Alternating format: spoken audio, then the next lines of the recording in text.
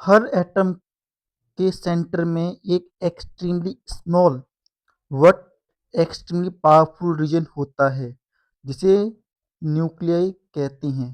ये इतना छोटा होता है कि अगर एटम फुटबॉल स्टेडियम है तो न्यूक्लियाई एक स्मॉल मस्टर्ड सी जैसा होगा सेंटर में। लेकिन अब सबसे बड़ा सवाल उठता है, अगर न्यूक्लियाई इतना छोटा है तो साइंटिस्ट ने इसका साइज मेजर कैसे किया जिसे डायरेक्टली नहीं देखा जा सकता। तो इसी का जवाब हम थ्रू आउट द जर्नी जानेंगे। एंड यहाँ पर हमारा जो मेन टॉपिक रहेगा वो न्यूक्लियस साइज रहेगा। सो न्यूक्लियस साइज क्या होता है? न्यूक्लियस साइज, तो न्यूक्लियस साइज को हम डिफाइन कर सकते हैं इफेक्टिव रेडियस, प्रभावी त्रिज्या ऑफ न्यूक्लियस, जो कि रिप्रेजेंट करती है spectacle extent of nuclear matter. तो कह सकते हो कि nuclear size is defined as the effective radius of nuclei which represent the spectral extent of the nuclear matter. Mathematically ये जो होता है R equals to R naught dot A की पावर 1/3 के बराबर होता है। यहाँ पे आर हमारा न्यूक्लियर रेडियस है, आर नॉट कॉन्स्टेंट है, इसकी वैल्यू 1.2 टू 1.3 फेक्टोमीटर होती है। ए हमारा मास नंबर है। फेक्टोमीटर जो होता है 10⁻⁻15 मीटर के बराबर होता है। नाउ हम इसमें थोड़ा सा अब कुछ इम्पोर्टेंट जो है ये क्या है, अगर हम न्यूक्लियस साइज के बारे में कहें डेफिनेशन में लिखनी है क्या, तो न्यूक्लियस साइज जो होता है वो न्यूक्लियस की बाउंड्री को रिप्रेजेंट करता है। ये बताता है कि न्यूक्लियर फोर्स किस रीजन तक इफेक्टिव है। अगर न्यूक्लियस का साइज इंक्रीज होता है, क्या इसका मतलब न्यूक्लियर फोर्स वीक हो जाएगा? अगर किसी को आंसर पता हो तो कमेंट सेक्शन में जरूर बताइए। दोबारा सुनिए, अगर न्यूक्लियस का साइज इंक्रीज होता है, क्या इसका मतलब न्यूक्लियर फोर्स वीक हो जाएगा? इसका आंसर छुपा हुआ है मास नंबर डिपेंडेंस में, और जिसको पता हो वो कमेंट सेक्शन में जरूर बताए।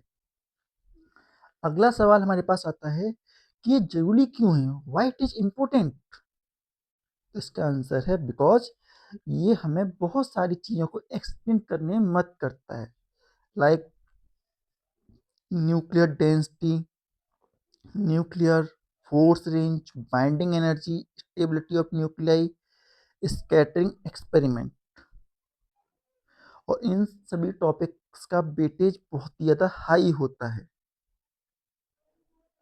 और नेक्स्ट हम अगर सवाल करें तो कहाँ यूज होता है इसका, मतलब कि न्यूक्लियर साइज का यूज कहाँ कहाँ होता है,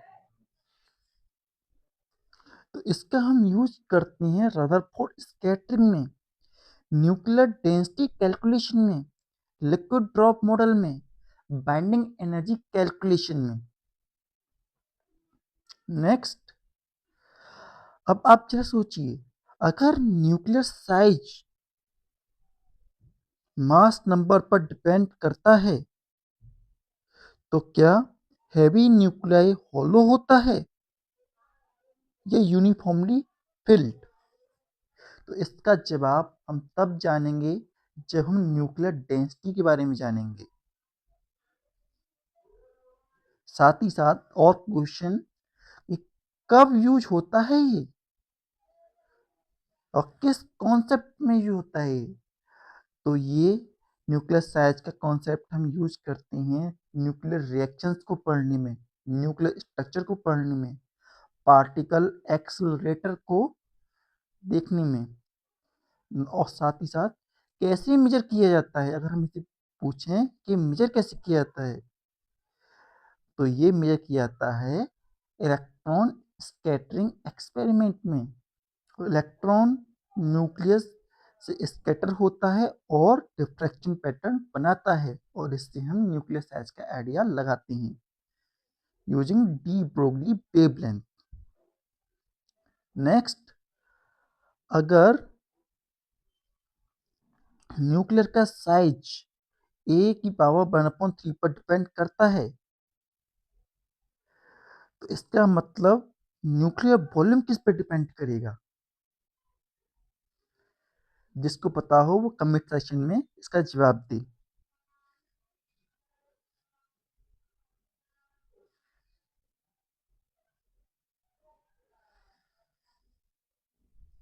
साथ ही साथ हमें ये भी पता होना चाहिए कि जो मास नंबर होता है वो डायरेक्टली प्रोपोर्शनल होता है एटॉमिक नंबर के, वॉल्यूम भी इसी की डायरेक्टली प्रोपोर्शनल होता है ए के। तो इसका मतलब ये हुआ दोनों प्रोपोर्शनल हैं, तो डेंसिटी हमारी कांस्टेंट होगी। और अगर न्यूक्लियर डेंसिटी कांस्टेंट है तो इसका मतलब न्यूक्लियर कंप्रेसिबल है या नहीं। अगर हमारी जो डेंसिटी है वो कांस्टेंट है तो इसका मतलब क्या होगा कि न्यूक्लियर कंप्रेसिबल है या नहीं। यही बेस होता है हमारे लिक्विड ड्रॉप मॉडल का। इसका मतलब हुआ कि जितने भी न्यूक्लियाई होती हैं उनके पास सेम डेंसिटी होती है, जस्ट लाइक वाटर ड्रॉपलेट। और ये प्रूव करता है कि nucleus behave like a liquid, और न्यूक्लियस जो है लिक्विड की तरह बिहेव करता है। और इसी की वजह से हमने एक मॉडल दिया, that is liquid drop model. And ये जो होता है, इसी जिस तरीके से हमने लिक्विड ड्रॉप मॉडल के अंदर भी हमारा न्यूक्लियर साइज डिपेंड कर रहा है, उसी प्रकार बाइंडिंग एनर्जी में भी, since nuclear tightly packed binding energy is also going to be high. जो न्यूक्लियस है, न्यूक्लियस के अंदर न्यूक्लियॉन्स हैं वो टाइटली पैक हैं, तो बाइंडिंग एनर्जी हाई होगी। साथ ही साथ अगर न्यूक्लियॉन टाइटली पैक हैं तो न्यूक्लियर फोर्स किस रेंज तक एक्ट करेगा, सवाल है हमारा। जिसको पता हो कमेंट सेक्शन में जरूर बताइए। अगर न्यूक्लियॉन्स टाइटली पैक हैं तो न्यूक्लियर फोर्स किस रेंज तक एक्ट करेगा, तो इसका आंसर होता है कि न्यूक्लियर साइज। इसका आंसर न्यूक्लियर साइज के अंदर ही हिडन है।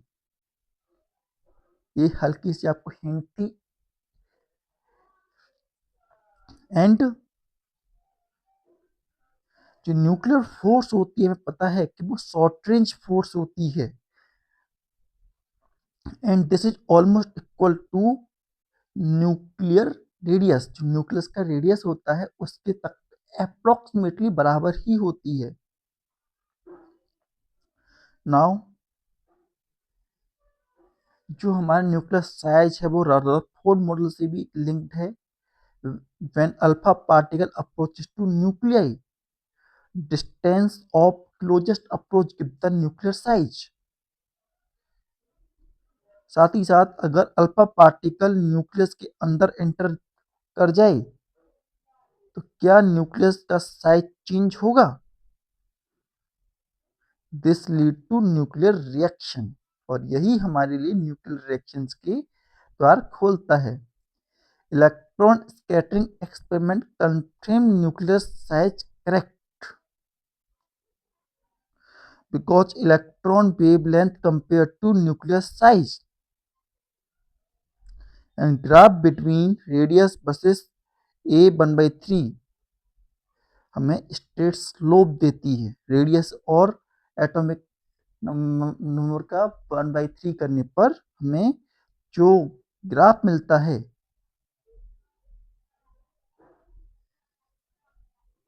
सॉरी एटॉमिक मास, ये हमारा एटॉमिक मास होता है।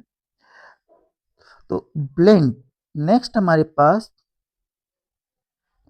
अगर स्लोप चेंज हो जाए तो क्या इसका मतलब न्यूक्लियर फोर्स चेंज हो जाएगा? अगर स्लोप चेंज हो जाए तो क्या इसका मतलब न्यूक्लियर फोर्स चेंज हो जाएगा? This connect nuclear structure. इसकी मदद से न्यूक्लियर स्ट्रक्चर का आइडिया लगाते हैं। अगर हम कंपैरिजन की बात करें तो जो एटॉमिक रेडियस होता है वो 10⁻⁻10 होता है और न्यूक्लियर रेडियस 10⁻⁻15 होता है। मीन टू से atom is such bigger as compared to nuclei, that is 100 mil 100,000 time. Now अगर एटम मोस्टली इम्पटी है तो मैटर सॉलिड फील क्यों होता है? ये भी तो क्वेश्चन होना चाहिए कि अगर मैटर इतना ज़्यादा इम्पटी है उसके बाद भी सॉलिड क्यों फील होता है? इसका आंसर है बिकॉज ऑफ इलेक्ट्रोमैग्नेटिक फोर्सेस जो कि वर्क कर रही होती हैं।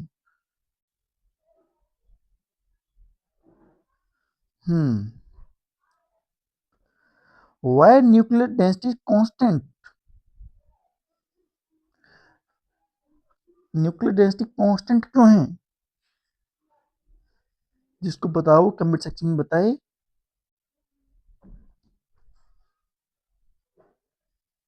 साथ ही साथ nuclear density is constant same for all nuclei. Region nuclear volume proportional to mass number, क्योंकि न्यूक्लियर वॉल्यूम जो होता है मास न्यूक्लियर वॉल्यूम और न्यूक्लियर मास जो होता है मास नंबर के डायरेक्टली प्रोपोर्शनल होता है।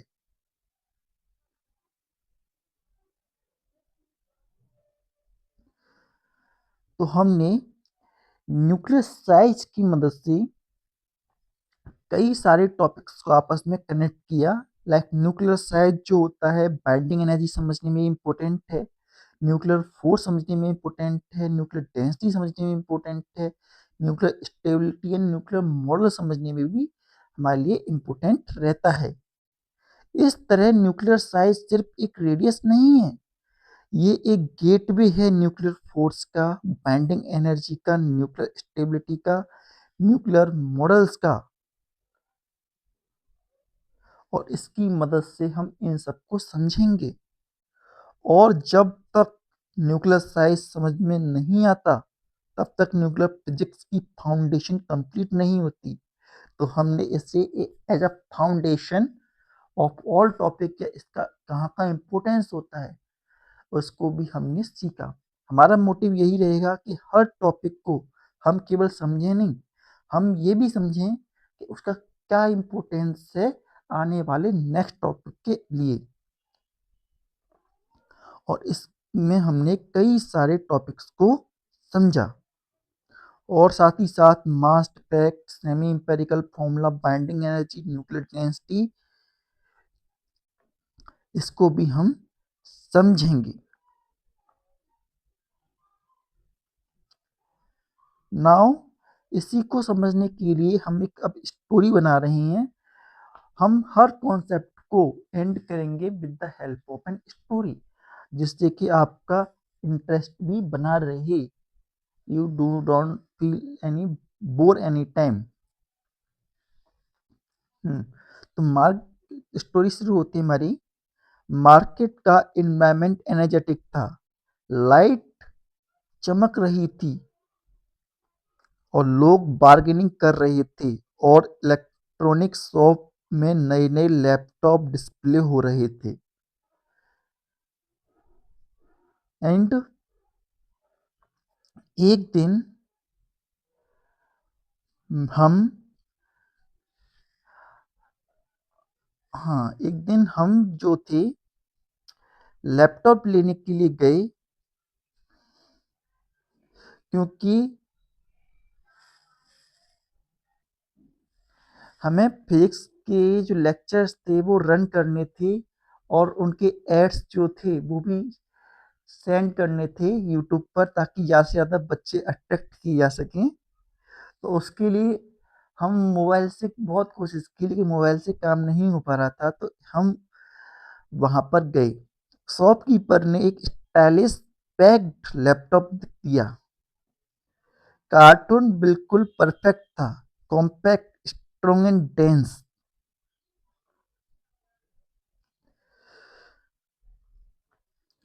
जब हमने कार्टून देखा तो नोटिस किया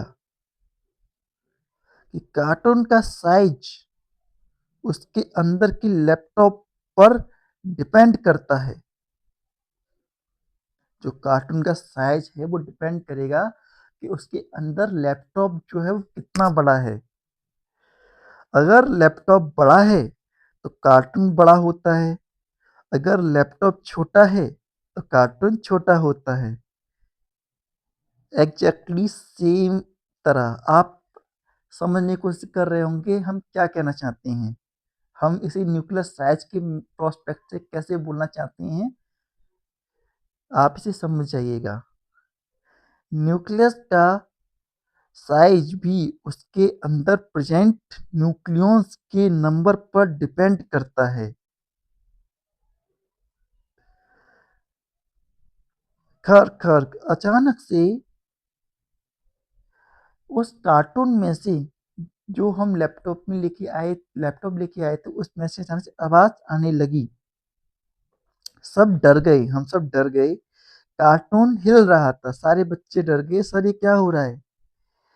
एक स्मॉल जो छोटा सा बच्चा था वो भी डर गया, बोला कि इसमें गोस्ट है, इसमें गोस्ट है, भूत आ गया है। ये क्वेश्चन इनोसेंट सा था लेकिन फिजिक्स का डीप कॉन्सेप्ट छुपा हुआ है इसमें। फादर ने कार्टून को टच किया और रियलाइज किया कि कार्टून तो ज्यादातर खाली ही है। Most of the cartoon is going to be empty. अगर हम लैपटॉप की बात करें तो ज्यादातर हमारा कार्टून जो होता है वो एम्प्टी ही है, लैपटॉप को अगर निकाल दें तो। और लैपटॉप जो था उस कार्टून के सेंटर में रखा था।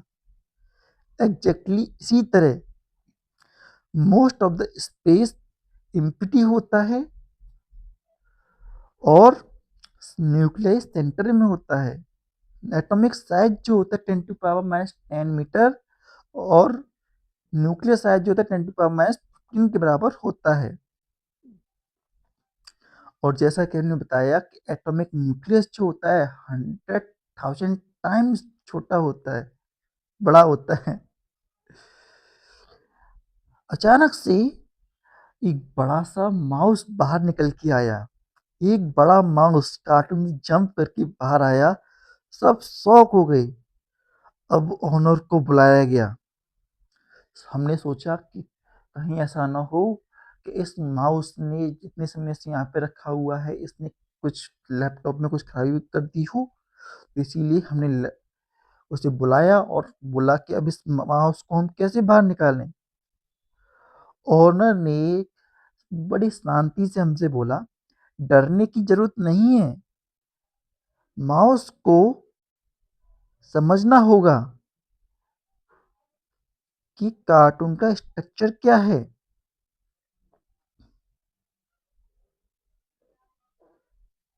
इसी तरह फिजिक्स को भी न्यूक्लियस का स्ट्रक्चर समझने के लिए स्कैटरिंग एक्सपेरिमेंट करना पड़ा।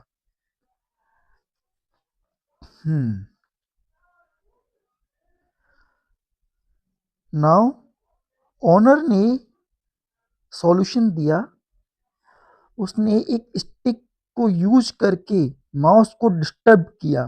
माउस और माउस भाग गया। बिल्कुल इसी कॉन्सेप्ट पर इलेक्ट्रॉन स्कैटरिंग एक्सपेरिमेंट भी है। इलेक्ट्रॉन न्यूक्लियस से टकराता है और डायरेक्शन चेंज करता है। और इसी तरीके से फिजिशियंस जो थे उन्होंने फिजिसिस्ट जो थे उन्होंने न्यूक्लियर साइज का आइडिया लगाया। नाउ कार्टून का वॉल्यूम और न्यूक्लियर वॉल्यूम। ओनर ने एक्सप्लेन किया, कार्टून का वॉल्यूम लैपटॉप के साइज में डिपेंड करता है। सेम इन फिजिक्स, जैसा कि हमने आपको ही बताया, वही बात उसने रिपीट की। अब वहां पर देखिए कि कुछ लैपटॉप छोटे थे, कुछ लैपटॉप बड़े थे, लेकिन सभी का जो पैकिंग था वो सेम था, एग्जैक्ट पैकिंग सेम था। और उन्होंने एक्सप्लेन किया,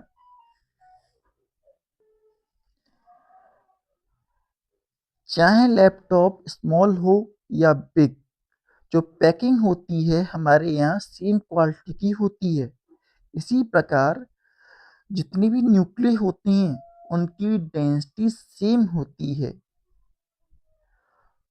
ओनर बोला, पैकिंग बिल्कुल वाटर ड्रॉप जैसी है। वाटर ड्रॉप का साइज छोटा होता है, वट डेंसिटी सेम रहती है,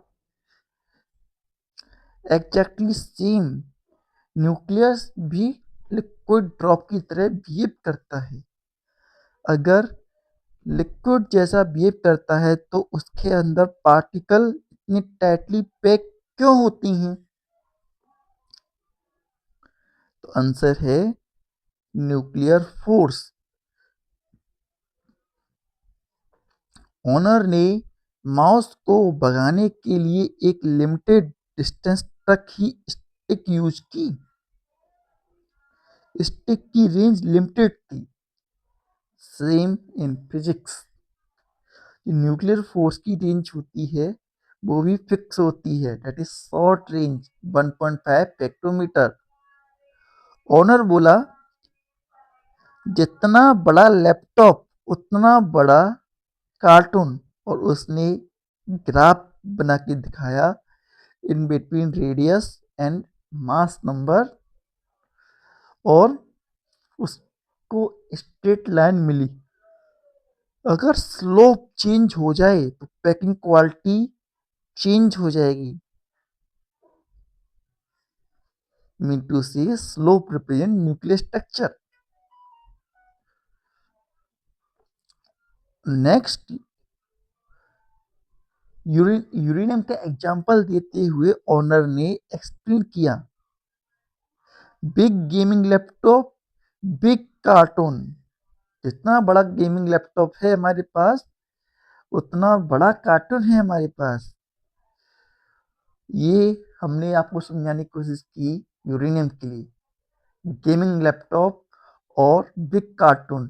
थोड़ा सा आप इसको इमेजिन कीजिएगा, और किसी को समझ में आ रहा है इसका क्या मतलब है तो वो भी हमें समझा सकता है।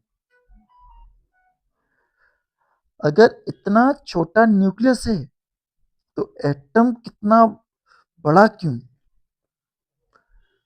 तो छोटे से बच्चे ने पूछा कि अगर लैपटॉप आपका इतना छोटा सा है तो उसकी पैकिंग इतनी बड़ी क्यों कर रहे हो? Hmm father smell, because of electron clouds की वजह से। सॉलिड फील होता है because of electromagnetic force. Owner ने प्रॉपर पैकिंग की, माउस भाग गई, सिस्टम स्टेबल हो गया, एग्जैक्टली सेम इन फिजिक्स।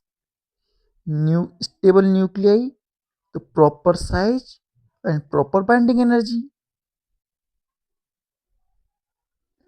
अगर न्यूक्लियस साइज रॉन्ग होता तो यूनिवर्स एग्जिस्ट ही नहीं करता, एटम स्टेबल नहीं होते, मैटर एग्जिस्ट नहीं करता, और लैपटॉप भी एग्जिस्ट नहीं करता। और ये हमारी स्टोरी का भी एग्जिस्ट है। तो इस स्टोरी से हमने nuclear size, nuclear density, volume का relation, scattering experiment, nuclear force, graph relation, atom versus nuclear comparison, liquid drop model, stability, ये सबको हमने जाना।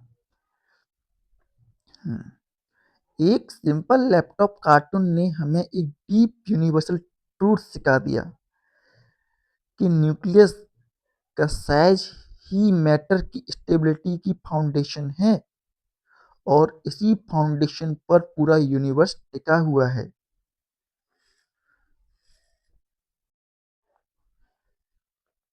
ये पूरा चैप्टर एक इंडिविजुअल हीरो के ऊपर घूमता है, that is electric potential.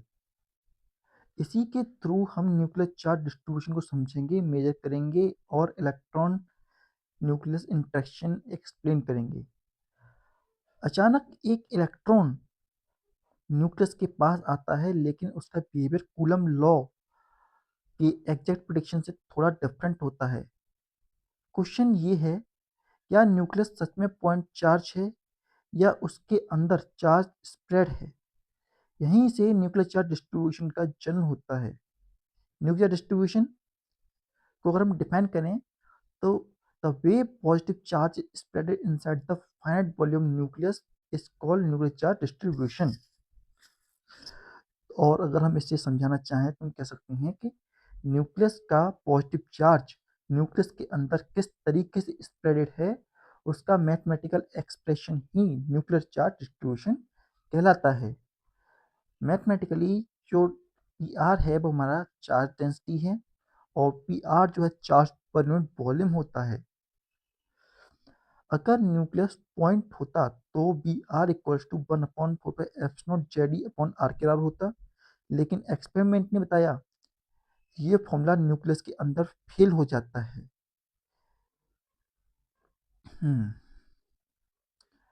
Next, nuclear charge distribution हमें डिस्क्राइब क्या करता है? हमारा क्वेश्चन हमारे पास आता है कि न्यूक्लियर चार्ज डिस्ट्रीब्यूशन क्या डिस्क्राइब करता है। तो न्यूक्लियर चार्ज डिस्ट्रीब्यूशन जो होता है हमें बताता है कि किस प्रकार से जो चार्ज की डेंसिटी है वो वेरी करती है विद रेडियस। और ये इम्पोर्टेंट क्यों है? Why it is important? Because it effect electron energy level, hyperfine structure, scattering experiment. और ये कहाँ कहाँ यूज होता है? यह यूज होता है इलेक्ट्रॉन स्कैटरिंग में, न्यूक्लियर पोटेंशियल कैलकुलेशन में, फाइनाइट साइज करेक्शन में। हम्म और कब इम्पोर्टेंट होता है जो ये फॉर्मूला है, कब इम्पोर्टेंट होता है? एक इम्पोर्टेंट होता है inside the nuclear region. Mean to say, अगर जो हमारा आर है वो बड़ा हो, जो रेडियस है न्यूक्लियर रेडियस जो है वो बड़ा हो आउटर रेडियस से या आउटसाइड सरफेस से। और हम इसे कैसे डिस्क्राइब करते हैं? Using models uniform charge distribution. अगर न्यूक्लियस एक सॉलिड चार्ज स्फीयर हो तो पोटेंशियल इनसाइड और आउटसाइड सेम नहीं होगा। हमने क्या बोला? अगर न्यूक्लियस एक सॉलिड चार्ज स्फीयर हो तो पोटेंशियल इनसाइड और आउटसाइड सेम नहीं होगा। ये डिफरेंस ही न्यूक्लियर साइज का प्रूफ है। Assumption: charge uniform spread inside the nucleus, P equal to constant, total charge Q equal to JD।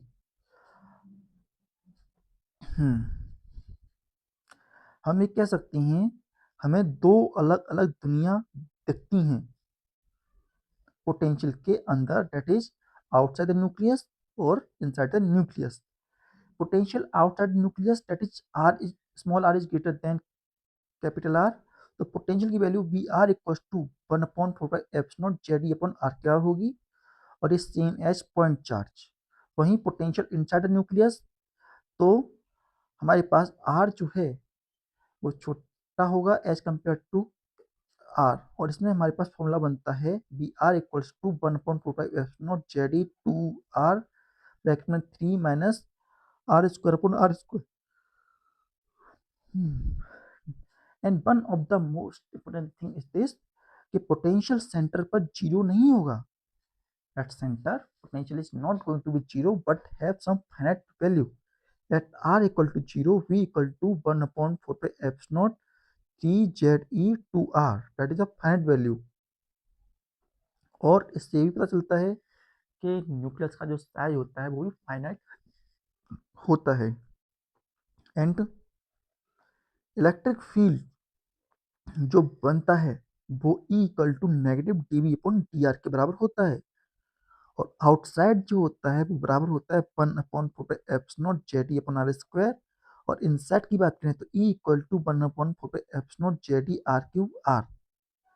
Electric field inside linear है तो E is directly proportional to E linear and exactly like harmonic oscillator, और harmonic oscillator जैसा होता है। This connect nuclear physics with quantum mechanics, और nuclear physics और quantum mechanics को यहीं से कनेक्शन मिलता है। और ये यूज होता है इन finite size correction, energy shift. Electron scattering experiment ने न्यूक्लियर चार्ज डिस्ट्रीब्यूशन का रियल फोटो दिया है। एंड एक्सपेरिमेंट जो था रॉबर्ट हॉप स्टैंडर्ड ने दिया था, और ये नोबेल प्राइज भी वॉन किए थे for discovering nuclear size and charge distribution. Form factor, form factor जो है वो डिस्क्राइब करता है deviation from the point charge. हाँ, तो हमने क्या बताया कि फॉर्म फैक्टर क्या करता है, describe the deviation from point charge. इसका formula f q equal to integration f p r e की power i q r d r के बराबर होती है। अगर न्यूक्लियस पॉइंट होता तो f q equal to 1, but real nucleus case में f q is not equal to 1, और ये प्रूव करता है it is going to distributed. Fermi charge distribution का फॉर्मूला हमारे पास p r equals to p not 1 plus e power r minus r upon a के बराबर होता है, जहां पर हमारे पास r equals to nuclear radius, a equals to skin thickness. This explains why nucleus has both edges, not sharp boundaries. In nuclear radius relation, important formula R equals to R naught e की power 1/3। यहाँ पर R naught जो है 1.3 फेक्टोमीटर के बराबर है। How this topic help other topics, जरा हम ये भी देख लेते हैं। न्यूक्लियर चार्ज डिस्ट्रीब्यूशन कौन कौन से और टॉपिक को समझने में हेल्प करता है। ये मदद करता है हमारी हाइपरफाइन स्ट्रक्चर को समझने में, आइसोटोप शिफ्ट समझने में, इलेक्ट्रॉन स्कैटरिंग समझने में, एंड न्यूक्लियर मॉडल समझने में। और पोटेंशियल ग्राफ इंपोर्टेंट है, इनसाइड के लिए पैराबोलिक होता है और आउटसाइड के लिए हाइपरबोलिक होता है। And summary of the formulas की हम बात करें, चार्ज के लिए formula P equal to Z upon volume. Potential inside है तो हमारे पास 1/4 epsilon Z E 2r3 minus R square upon R square के बराबर होगा। एंड पोटेंशियल आउटसाइड जो V equal to 1/4 epsilon Z E R के बराबर होगा। Electric field inside directly proportional to R, और रेडियस जो होता है are equal to R naught A 1/3 के बराबर होता है। नाउ तो हमने यहाँ से क्या क्या चीजें समझी। इलेक्ट्रिक पोटेंशियल को हमने मेन इसमें रखा था, और इलेक्ट्रिक पोटेंशियल की मदद से क्या क्या चीज सीखी। Nucleus is not a point charge, it has a size, it has a structure, it has a distribution. और इस डिस्ट्रीब्यूशन की वजह से इलेक्ट्रॉन एनर्जी चेंज होती है, इलेक्ट्रॉन का स्पेक्ट्रा चेंज होता है, और न्यूक्लियर फिजिक्स का रियल स्ट्रक्चर समझ में आता है। हम्म अब हम इसको समझेंगे with the help of N story. तो हमारी क्लास चल रही थी एमएससी की, और न्यूक्लियर फिजिक्स का लेक्चर चल रहा था। स्टूडेंट बहुत डरे हुए थे क्योंकि टॉपिक था न्यूक्लियर चार्ज डिस्ट्रीब्यूशन। क्या आप जानते हैं nuclear spin, magnetic moment, parity, spectrography, NMR और हाइपरफाइन स्ट्रक्चर सबको एक पॉइंट कनेक्ट करता है, that is angular momentum quantization. आज हम इन सभी टॉपिक में से एक टॉपिक लेकर के आए हैं, that is nuclear spin. Nuclear spin कोई अलग से जन्म लेने वाला कॉन्सेप्ट नहीं है, ये एंगुलर मोमेंटम क्वांटाइजेशन का न्यूक्लियर वर्जन है, जो कि हमें न्यूक्लियर में देखने को मिलता है। Definition of nuclear spin. Nuclear spin is the intrinsic angular momentum of the nucleus arises from the combination of spin and orbital angular momentum of its constituent proton and nucleons। यहाँ पर mathematically अगर हमसे दिखाएं तो I equal to under root I bracket I plus one h cut. यहाँ पर आई जो है न्यूक्लियर स्पिन क्वांटम नंबर है और एच जो है रिड्यूस प्लैंक कांस्टेंट है।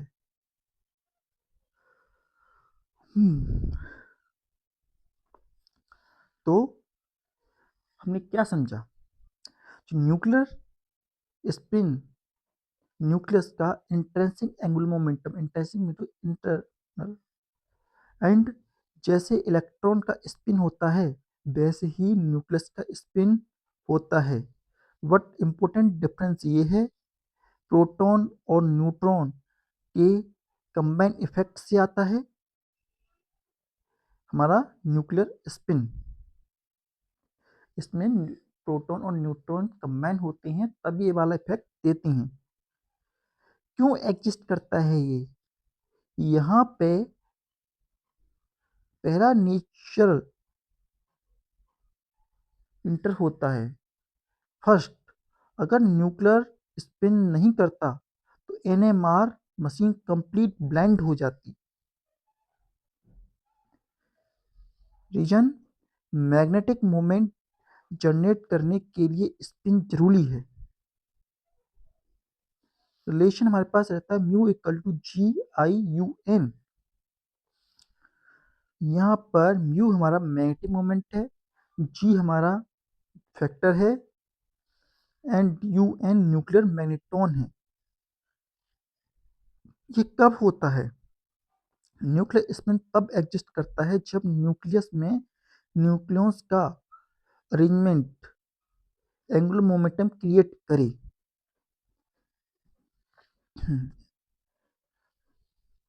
इंपॉर्टेंट क्लासिफिकेशन, अगर हमारे पास इवन नंबर ऑफ जेड और इवन नंबर ऑफ एन हो, प्रोटॉन और number of proton number neutron बराबर हो, तो ऐसी कंडीशन स्पिन जीरो होती है।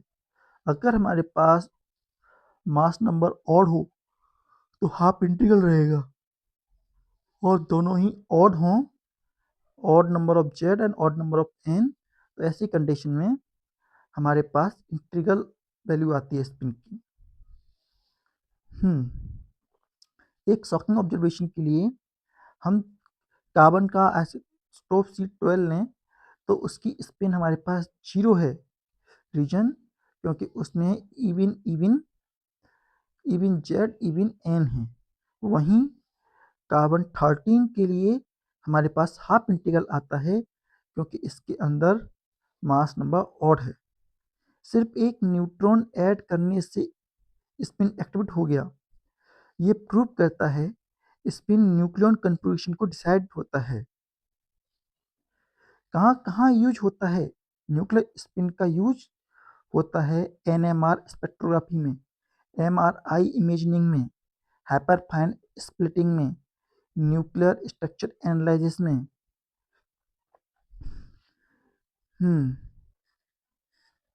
टोटल न्यूक्लियर स्पिन जो होता है I summation L plus summation S के बराबर होता है। एल हमारे पास orbital angular momentum of nucleus है और एस हमारे पास स्पिन एंगुलर मोमेंटम है।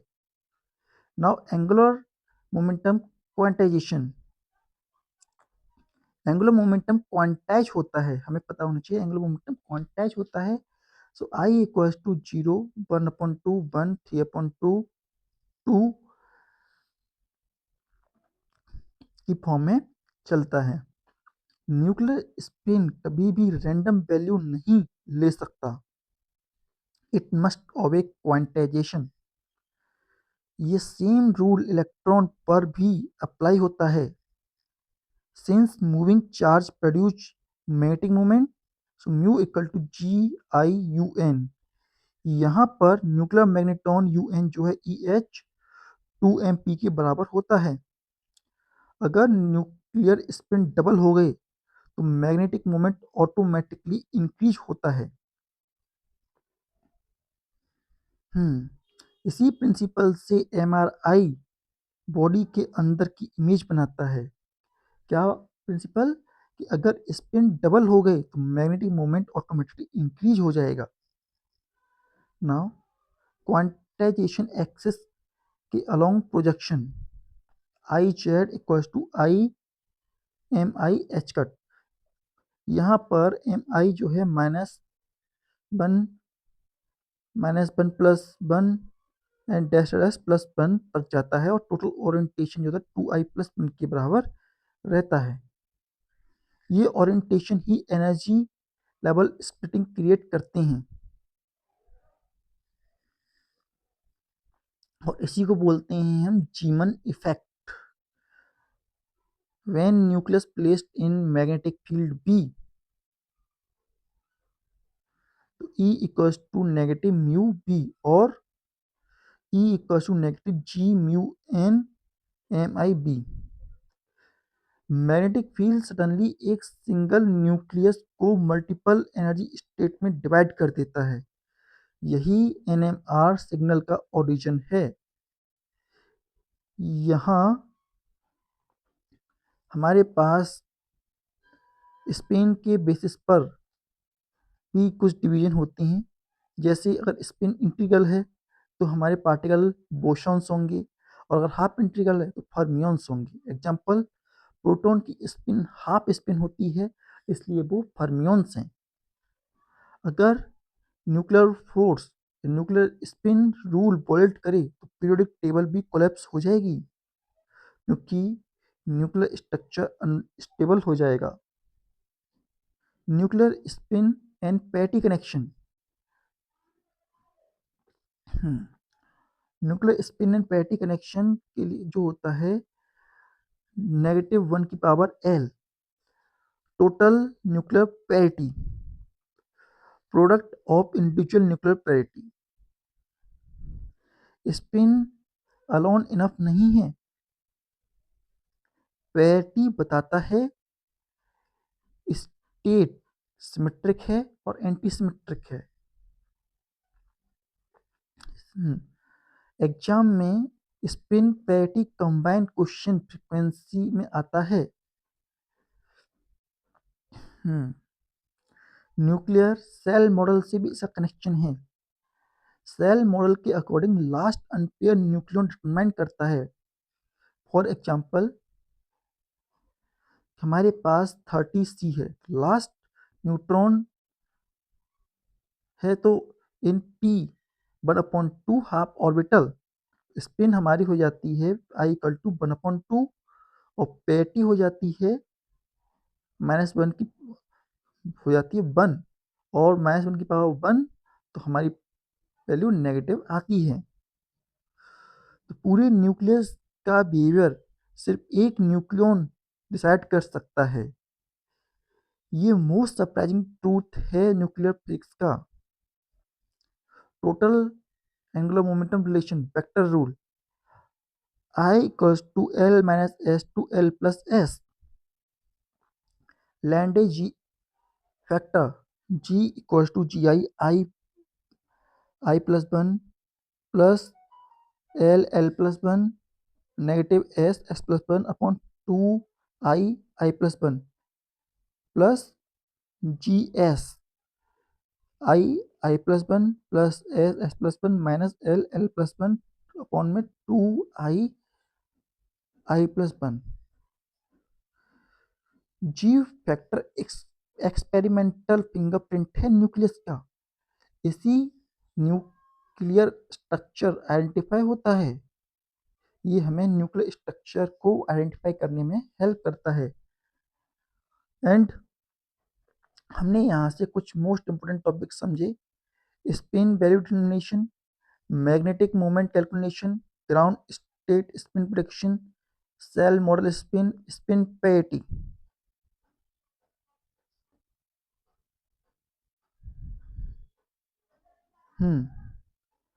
और इसके साथ जो हैं हमारे कई सारे टॉपिक और जुड़े हुए हैं। Nuclear spin, NMR, MRI, hyperfine splitting, Zeeman effect, shell model, parity, magnetic moment.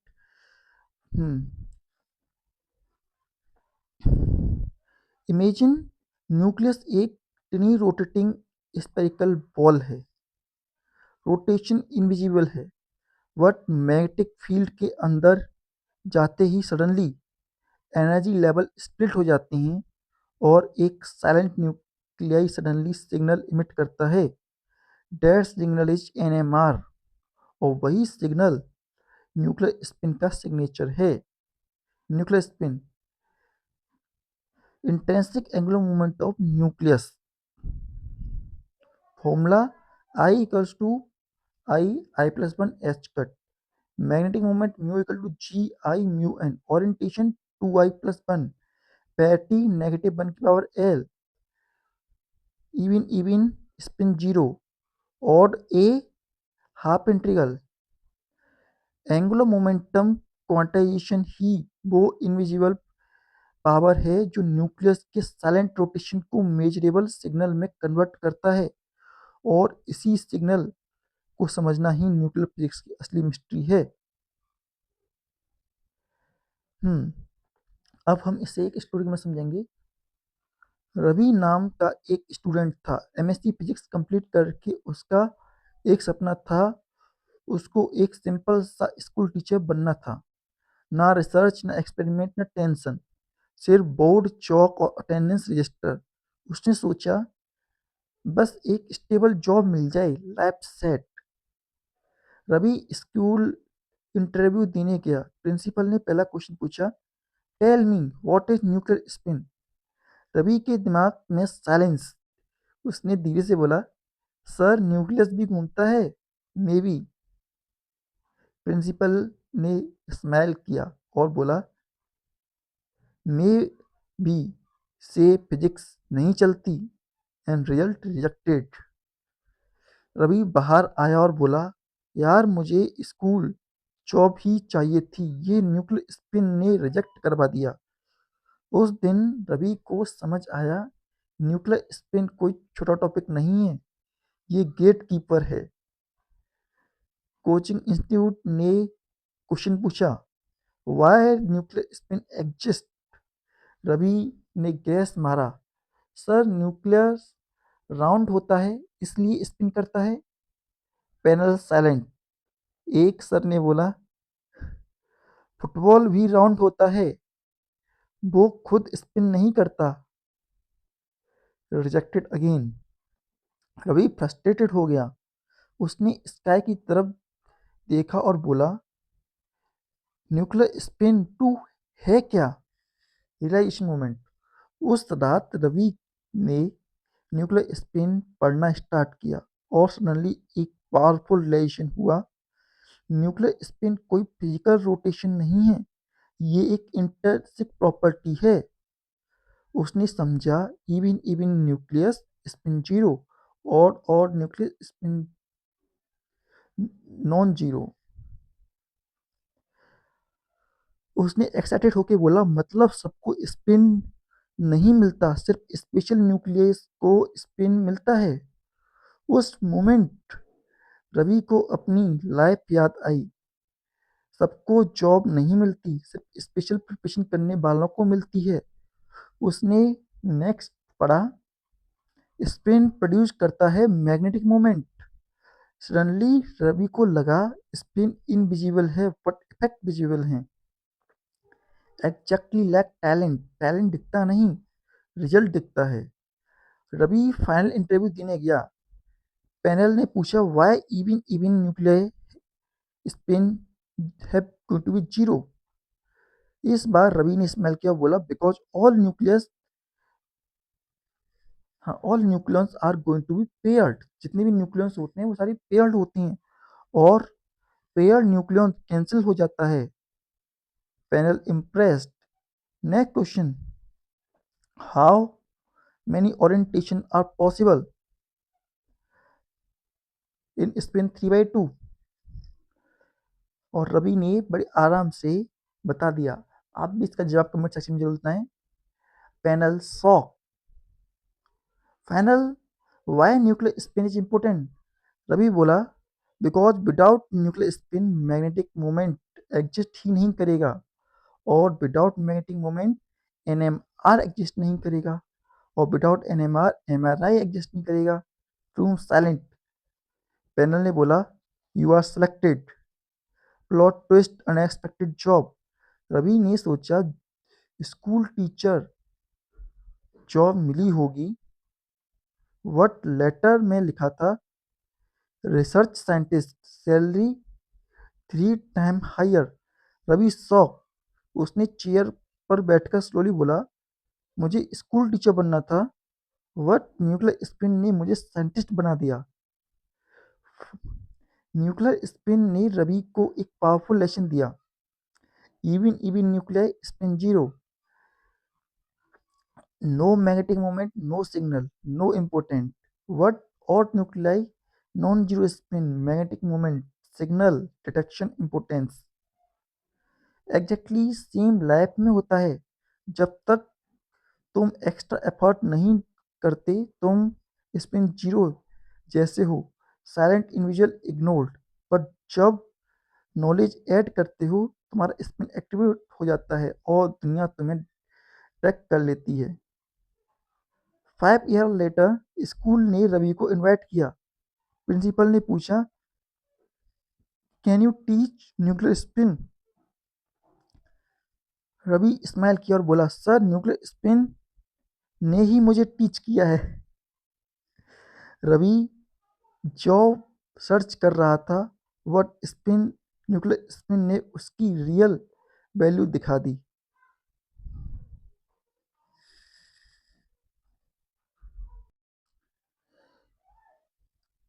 Parity and parity operator, the mirror law of nuclear world.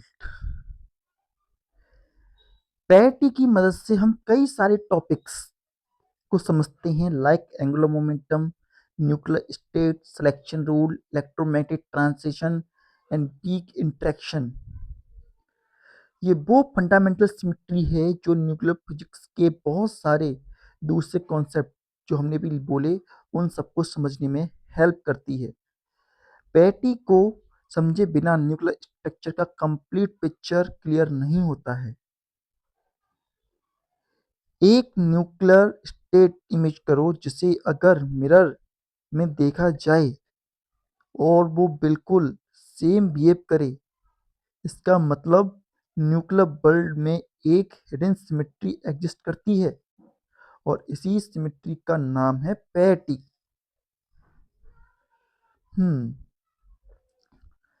अगर हम डिफाइन करें पैरिटी को तो हम डिफाइन कर सकते हैं, parity is a property of nuclear wave function under space inversion. Space inversion के दौरान जो प्रॉपर्टी होती है न्यूक्लियर वेव की उसे ही हम पैरिटी कहते हैं। मैथमेटिकली जो हमारे पास वैल्यू होती है P equal to five r equal to five negative r. अगर हमारे पास five negative r wave function जो है नेगेटिव आर है और उसकी वैल्यू पॉजिटिव फाइव आर के बराबर है तो हमारे पास इवन पैरिटी है। वहीं अगर हमारे फाइव नेगेटिव आर की वैल्यू नेगेटिव फाइव आर है तो ऑड पैरिटी है। पैरिटी ऑपरेटर इजन वैल्यू P की वैल्यू प्लस माइनस 1 के बराबर होती है। अब हम पैरिटी को समझते हैं, पैरिटी होती क्या है। पैरिटी एक सिमेट्रिक प्रॉपर्टी होती है जो बताती है कि वेव फंक्शन मिरर इन्वर्जन में चेंज होता है या सेम रहता है। जब मिरर इन्वर्जन होता है तो ऐसी कंडीशन में उसकी वैल्यू सेम रहेगी या फिर चेंज हो जाएगी, ये हमें पैरिटी के द्वारा ही पता लगता है।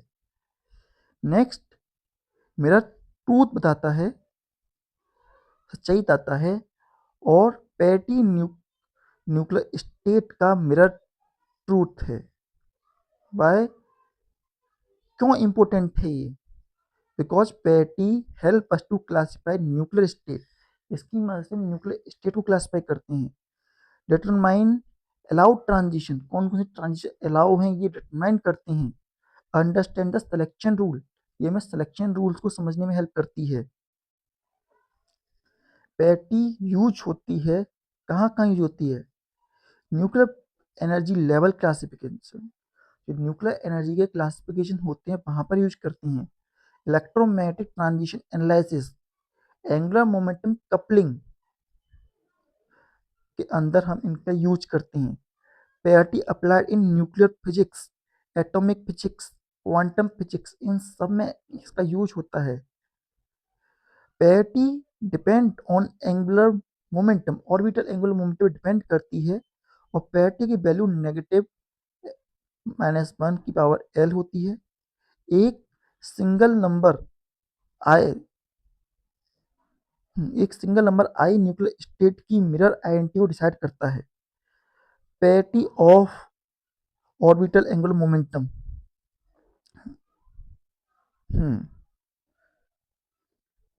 पेरिटी का एक स्ट्रॉन्ग कनेक्शन है एंगुलर मोमेंटम के साथ, जो कि हमने फॉर्मूला दिखाया, पेरिटी -1 की power L.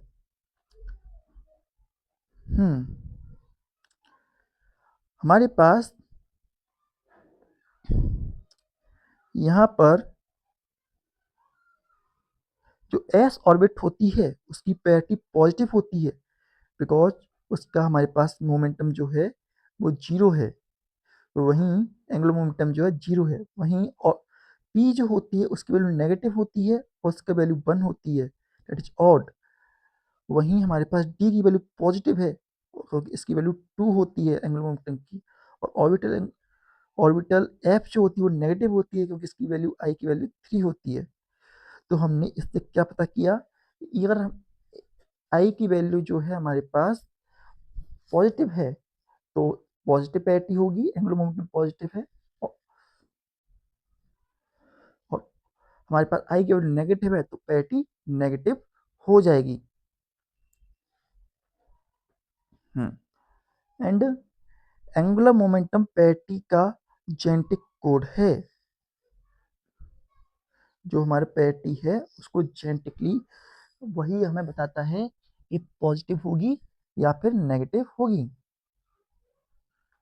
Now total parity, जब बहुत सारे न्यूक्लियॉन्स मिल जाती हैं या बहुत सारे न्यूक्लियॉन्स मिल जाती हैं, तो ऐसी कंडीशन में पेरिटी निकालने के लिए हमें समीशन करना पड़ता है।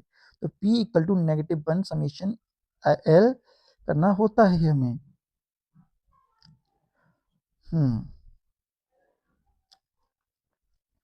और स्टेट को हम राइट कर सकते हैं, parity and nuclear state symbol को जे पाई के रूप में रिप्रेजेंट करते हैं।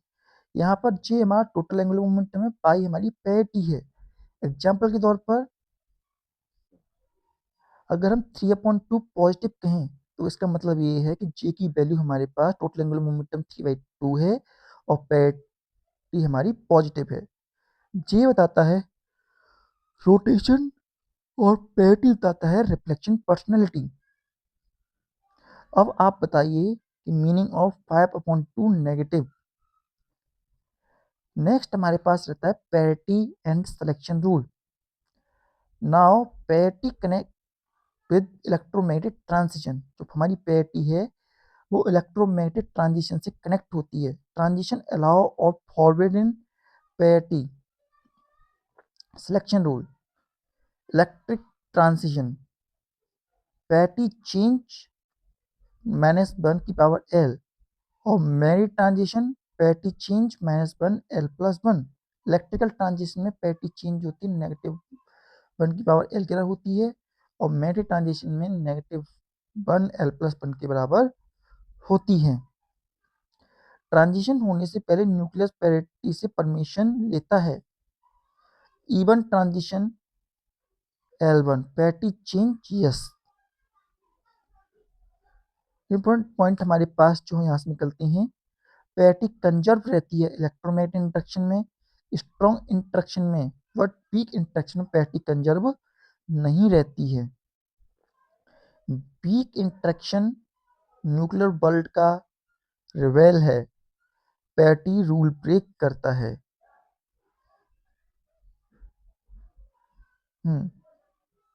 पेयरिटी ऑपरेटर का स्क्वायर हमेशा आइडेंटिटी देता है। पेयरिटी ऑफ स्पेरिकल हार्मोनिक्स और सब वेव फंक्शन जो होता है बाई एम अपॉन एल के बराबर होता है। Parity help determining ground state. Example odd nucleus decide parity.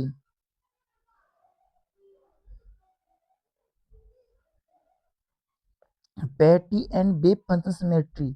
और वेव फंक्शन की सिमेट्री और पैरिटी के बेसिस में रिलेशन बोले तो अगर इवन पैरिटी है तो वेव फंक्शन सिमेट्रिक होगा, अगर ऑड पैरिटी है तो एंटी सिमेट्रिक होगा। इवन पैरिटी का मीन होता है सिमेट्रिक वेव फंक्शन और ऑड पैरिटी का मतलब होता है anti symmetric wave function. Parity conservation law, अगर हमारे पास इनिशियल पैरिटी पी आई और फाइनल पैरिटी पी एफ है then conservation in strong and EM interaction, तो ये कंजर्व रहेगी स्ट्रॉन्ग में और इलेक्ट्रोमैटिक इंट्रैक्शन के दौरान। Parity conserving इलेक्ट्रोमैटिक interaction 2।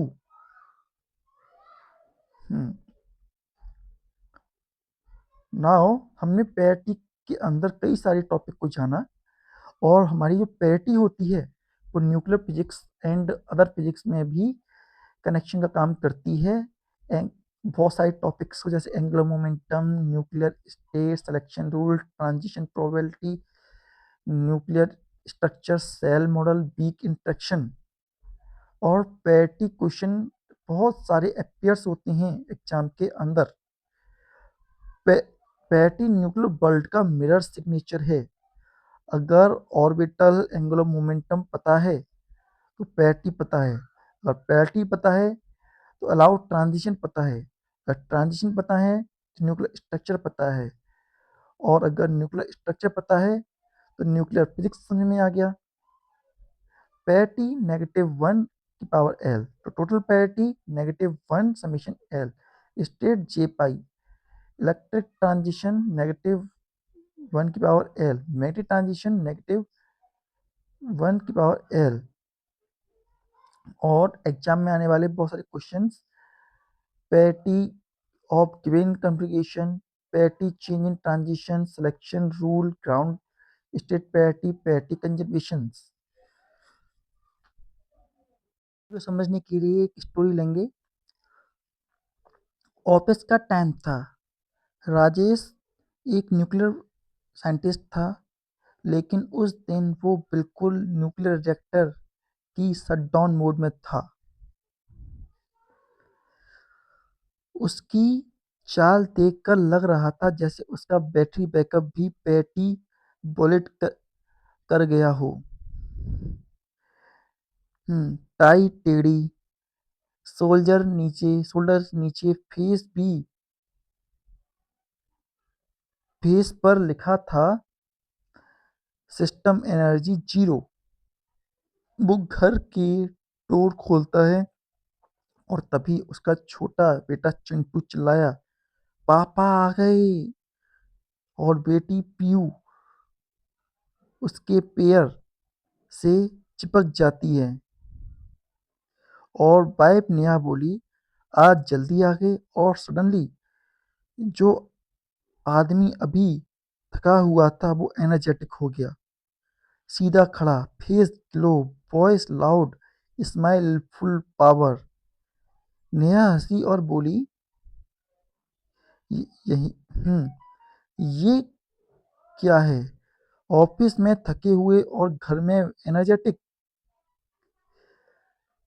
राजेश मुस्कुराया और बोला, यही पैटी है। बच्चे कंफ्यूज। चिंटू बोला, पैटी मतलब? राजेश चिंटू ने मिरर राजेश चिंटू को मिरर के पास ले गया और बोला, मिरर में अपने आप को देखो। चिंटू ने देखा। राजेश बोला, मिरर में जो तुम देख रहे हो वो तुम हो, लेकिन अपोजिट साइड। फिर राजेश बोला, फिजिक्स में ऐसी को पैटी बोलते हैं, फिजिक्स में हम इसी को पैटी बोलते हैं। पैटी मीन सिस्टम मिरर में सेम बिहेव करे या अपोजिट बिहेव करे। हमने क्या बोला कि जो सिस्टम है मिरर के अंदर या तो सेम बिहेव करेगा या अपोजिट तरीके से बिहेव करेगा। और mathematically P equals to -1/L। Rajesh बोला ऑफिस में मेरा पैटी नेगेटिव था। चिंटू बोला नेगेटिव पैटी क्या होता है? राजेश मिरर में एनर्जी उल्टा हो जाए। ऑफिस वर्जन थका हुआ और home version energetic.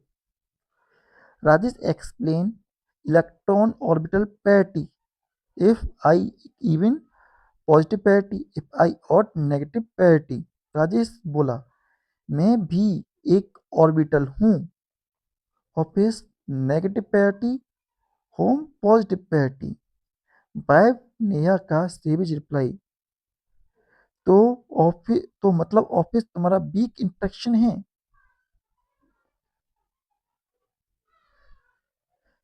Physics joke समझ गई।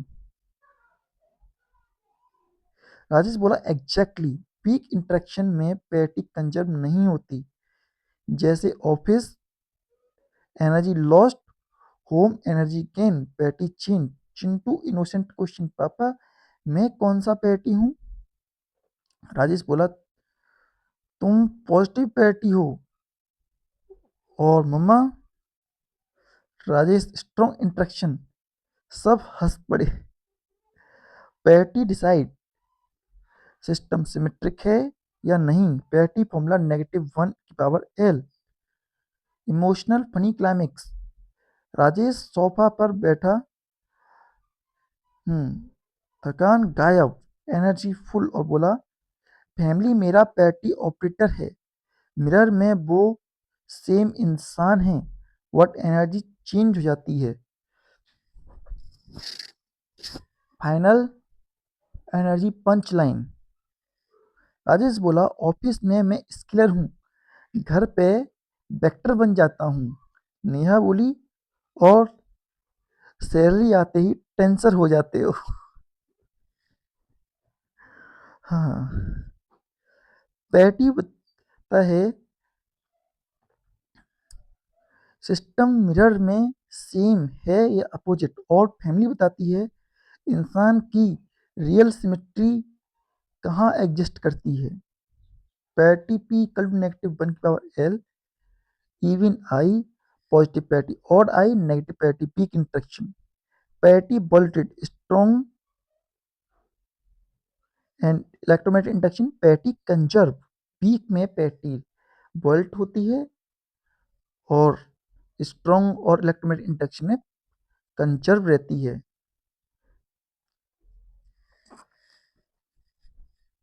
हम जानेंगे another topic that is magnetic dipole moment।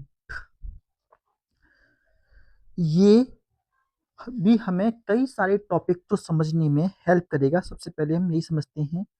पहला angular momentum, nuclear spin, Larmor precession, energy splitting, NMR सबको एक सिंगल थ्रेड में कनेक्ट करता है।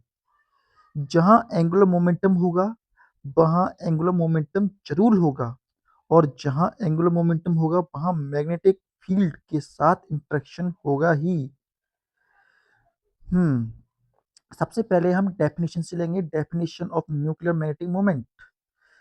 Nuclear magnetic moment is the magnetic dipole moment associated with angular moment of the nuclei. जो nuclear magnetic moment होता है वो मैग्नेटिक डायपोल मोमेंट होता है जो एसोसिएट होता है with angular moment of the nuclei. यहाँ पर हमारे पास फॉर्मूला म्यू जो होता है बराबर होता है mu equal to gamma I. Mu यहाँ पर मैग्नेटिक मोमेंट है, गामा यहाँ पर जायरोमैग्नेटिक रेशियो है, आई यहाँ पर न्यूक्लियर स्पिन एंगुलर मोमेंटम है। In vector form mu vector equal to gamma I vector. ये क्या होता है? अगर हम मैग्नेटिक मोमेंट को डिफाइन करें तो कैसे डिफाइन करेंगे? ये एक न्यूक्लियस का इंट्रिंसिक मैग्नेटिक प्रॉपर्टी है। It is the intrinsic property of nucleus. क्या करती है ये? बिकॉज इंटरेस्टिंग प्रॉपर्टी किस लिए है और क्या क्या है ये, तो हमने पहले जाना ये इंटरेस्टिंग प्रॉपर्टी है क्योंकि न्यूक्लियस के अंदर चार्ज पार्टिकल स्पिन कर रहे होते हैं और मूविंग चार्ज पार्टिकल हमेशा मैग्नेटिक मोमेंट बनाते हैं। एंड कब, वेन एवर न्यूक्लियस है नॉन जीरो स्पिन, जब कभी भी न्यूक्लियस के पास नॉन जीरो स्पिन होगी तो हमारे पास मैग्नेटिक डायपोल मोमेंट होगा, और अगर हमारे पास आई की वैल्यू जीरो होगी तो म्यू की वैल्यू जीरो होगी। और ये कहाँ होता है, इनसाइड द न्यूक्लियस। और कैसे, due to spin and orbit motion of nucleons. Imagine करो अगर न्यूक्लियस एक टिनी मैग्नेट बैंड बन जाए जो एक्सटर्नल मैग्नेटिक फील्ड में कंपास की तरह बिहेव करे। मतलब हम क्या कह रहे हैं कि न्यूक्लियस एक टिनी मैग्नेट है जो कि और एक्सटर्नल मैग्नेटिक फील्ड में कंपास की तरह बिहेव कर रहा है। ये कोई इमेजिनेशन नहीं, ये मैग्नेटिक मोमेंट का रियल बिहेवियर है। Origin of magnetic moment.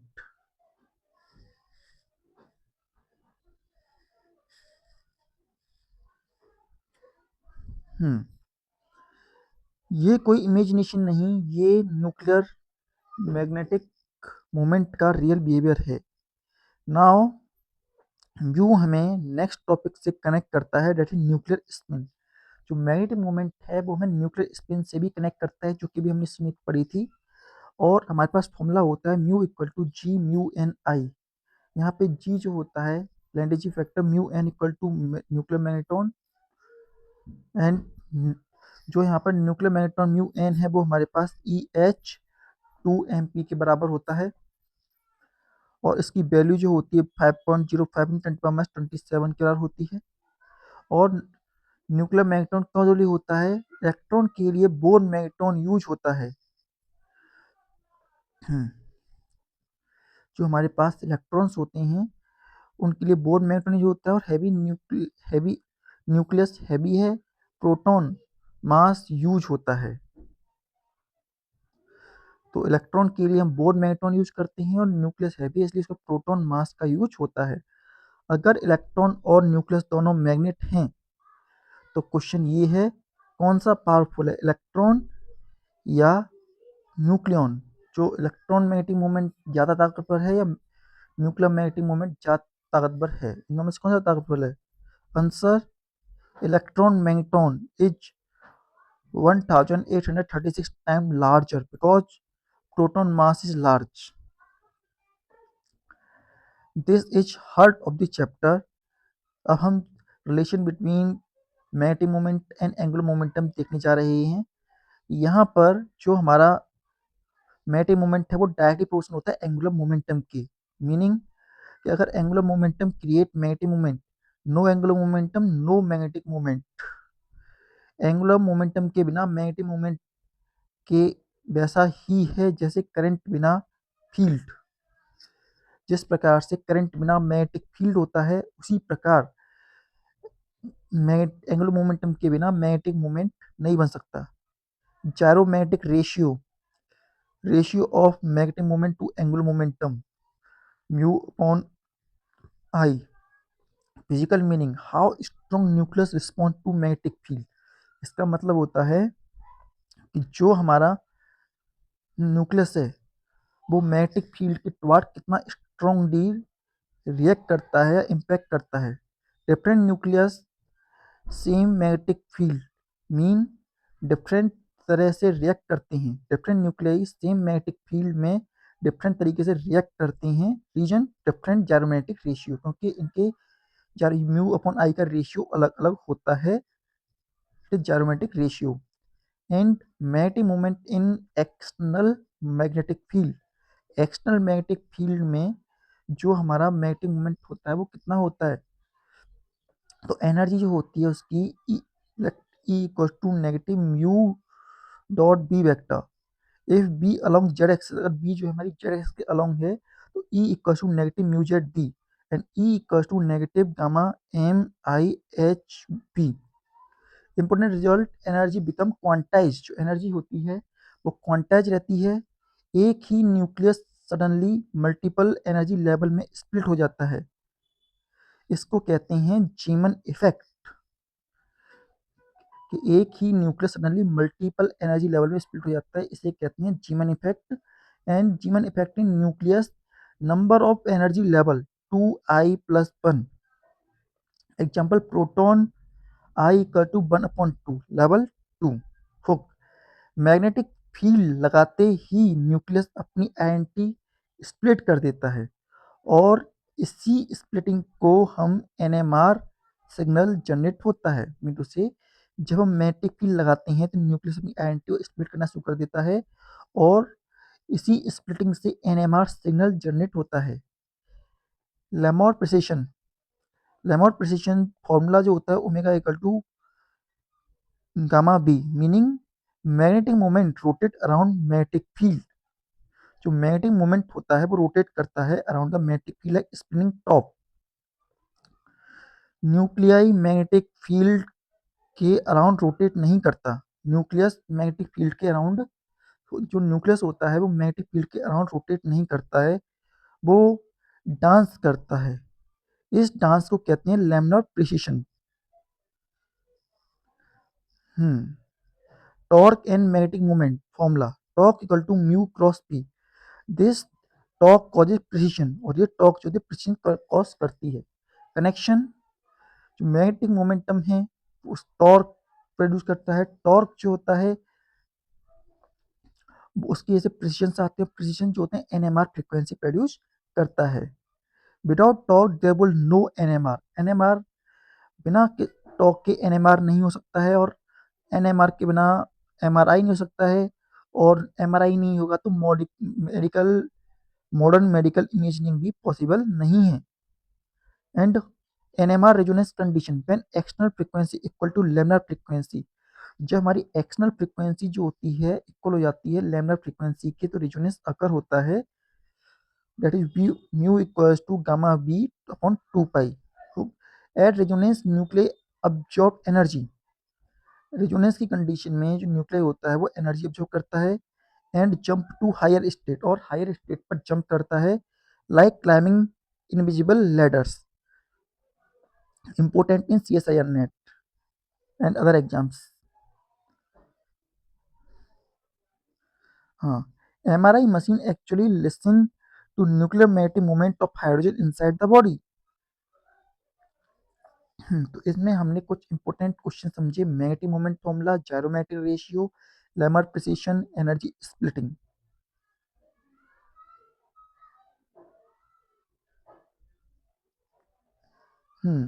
और देखिए हमने यहाँ पर एक चेन की तरह अगर हम देखें तो सबसे पहले हमारी स्पिन होती है, स्पिन के बाद एंगुलर मोमेंटम आता है, एंगुलर मोमेंटम के साथ बनता है हमारा मैग्नेटिक मोमेंट, मैग्नेटिक मोमेंट से बनता है magnetic field interaction, magnetic field interaction और मैग्नेटिक मोमेंट मिलकर बनाते हैं टॉर्क, टॉर्क की मदद से होता है प्रिसिशन, प्रिसिशन की मदद से बनती है एनर्जी, एनर्जी की होती है स्प्लिटिंग, एनर्जी की स्प्लिटिंग होती है, एनर्जी की स्प्लिटिंग होने से रिजोनेंस होता है, रिजोनेंस की मदद से एनएमआर आता है, और एनएमआर की मदद से एमआरआई होता है। तो इस तरीके से हमारा ये पूरा सिस्टम बनता है। तो ये पूरा टॉपिक हमारे पास इस तरीके से बन के आता है। स्पिन ने हमें मोमेंटम दिया, मोमेंटम ने टॉर्क का फील कराया, टॉर्क ने प्रिसिशन दिया, प्रिसिशन ने रिजोनेंस दिया, रिजोनेंस ने एनएमआर दिया, और एनएमआर ने मॉडर्न फिजिक्स को रिवोल्यूशनाइज कर दिया। Nuclear magnetic moment is is the bridge in between nuclear spin and magnetic interactions. अब हम इसे समझने के लिए एक स्टोरी का यूज करेंगे to make it more interesting. एक ग्रैंड शादी का फंक्शन ऑर्गेनाइज हुआ है, और मैरिज हॉल है बहुत बड़ा। इस शादी का मेन गेस्ट है इनविजिबल हीरो मैग्नेटिक मोमेंट। ये कोई नॉर्मल गेस्ट नहीं है, ये डिसाइड करेगा कौन कैसे बिहेव करेगा। मैग्नेटिक मोमेंट बोलता है मेरी आइडेंटिटी मेरे भाई स्पिन से आती है, अगर स्पिन नहीं होता तो मैं एग्जिस्ट ही नहीं करता। और फॉर्मूला कार्ड पर लिखा था mu equals to gamma I. Spin entry करता है रोटेट चेयर पर बैठकर। स्पिन बोलता है मैं एंगुलर मोमेंटम हूँ और जहाँ मैं हूँ वहाँ मैग्नेटिक मोमेंट ऑटोमेटिकली आ जाता है। मैग्नेटिक मोमेंटम बोलता है भाई तू घूमता है और मैं मैट बनाता हूँ, सब गेट्स शॉक। सडनली हॉल का डोर खुलता है और एंट्री होती है स्ट्रिक्ट पुलिस ऑफिसर की मैग्नेटिक फील्ड। मैग्नेटिक फील्ड चिल्लाता है सब मैग्नेटिक मोमेंट लाइन में खड़े हो जाओ। अब क्या होता है, मैग्नेटिक मोमेंट सीधा खड़ा हो जाता है, वो थोड़ा टिल्ट हो जाता है। एनर्जी फॉर्मूला हमारे पास अपेयर होता है E equal to negative mu B. Magnetic moment बोलता है सर मैं सीधा नहीं खड़ा हो सकता, मेरा नेचर ही टिल्ट है। मैग्नेटिक फील्ड बोलता है तो अब तुम पनिशमेंट में प्रिसीजन करोगे, laminar precision dance. Music start होता है और मैग्नेटिक मोमेंट सीधा खड़ा होने की जगह मैग्नेटिक फील्ड के अराउंड डांस करने लगता है। इसी डांस का नाम है laminar precision and frequency omega equal to gamma B.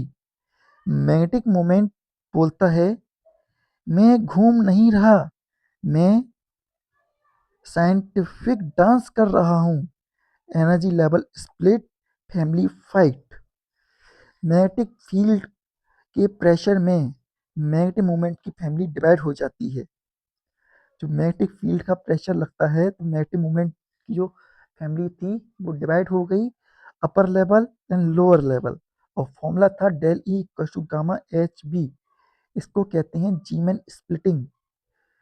Lower level बोलता है मैं लो एनर्जी में हूँ, मुझे प्रमोशन चाहिए। अपर लेवल बोलता है एनर्जी अब्जॉर्ब करो और यहाँ आ जाओ। Radio frequency DJ NMR. DJ announce करता है मैं करेक्ट फ्रीक्वेंसी प्ले करूंगा, frequency V equal to gamma V 2 pi. जैसे ही करेक्ट फ्रीक्वेंसी बजती है लोअर लेवल वाला जंप करता है, this is called resonance. Magnetic moment बोलता है म्यूजिक सही हो तो लैब चेंज हो जाती है।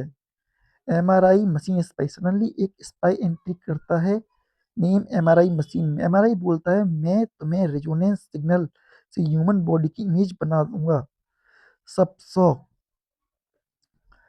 मैग्नेटिक मोमेंट के कजिन आते हैं प्रोटॉन एंड न्यूट्रॉन। दोनों सेम फील्ड में डिफरेंट बिहेव करते हैं। Reason gyrometric ratio gamma equal to mu upon I. Proton बोलता है मैं एनर्जेटिक हूँ, न्यूट्रॉन बोलता है मैं साइलेंट किलर हूँ। फाइनल मैग्नेटिक मोमेंट स्टेज पर आके बोलता है मैं इनविजिबल हूँ पर मेरी वजह से एनएमआर पॉसिबल है, एमआरआई पॉसिबल है। ऑटोमेटिक स्ट्रक्चर नोन है, न्यूक्लियर फिजिक्स एग्जिस्ट करता है। तो इसकी मदद से हमने क्या क्या समझा, आप इस स्टोरी को दोबारा सुनिएगा और इसको इन पॉइंट को समझिएगा। पहला हमने कॉन्सेप्ट था magnetic moment gamma I and explain किया गया हमने स्पिन रिलेशन, एनर्जी स्प्लिटिंग जो फैमिली फैट थी, लैमिनार प्रिसिजन डांस के रूप में हमने देखा।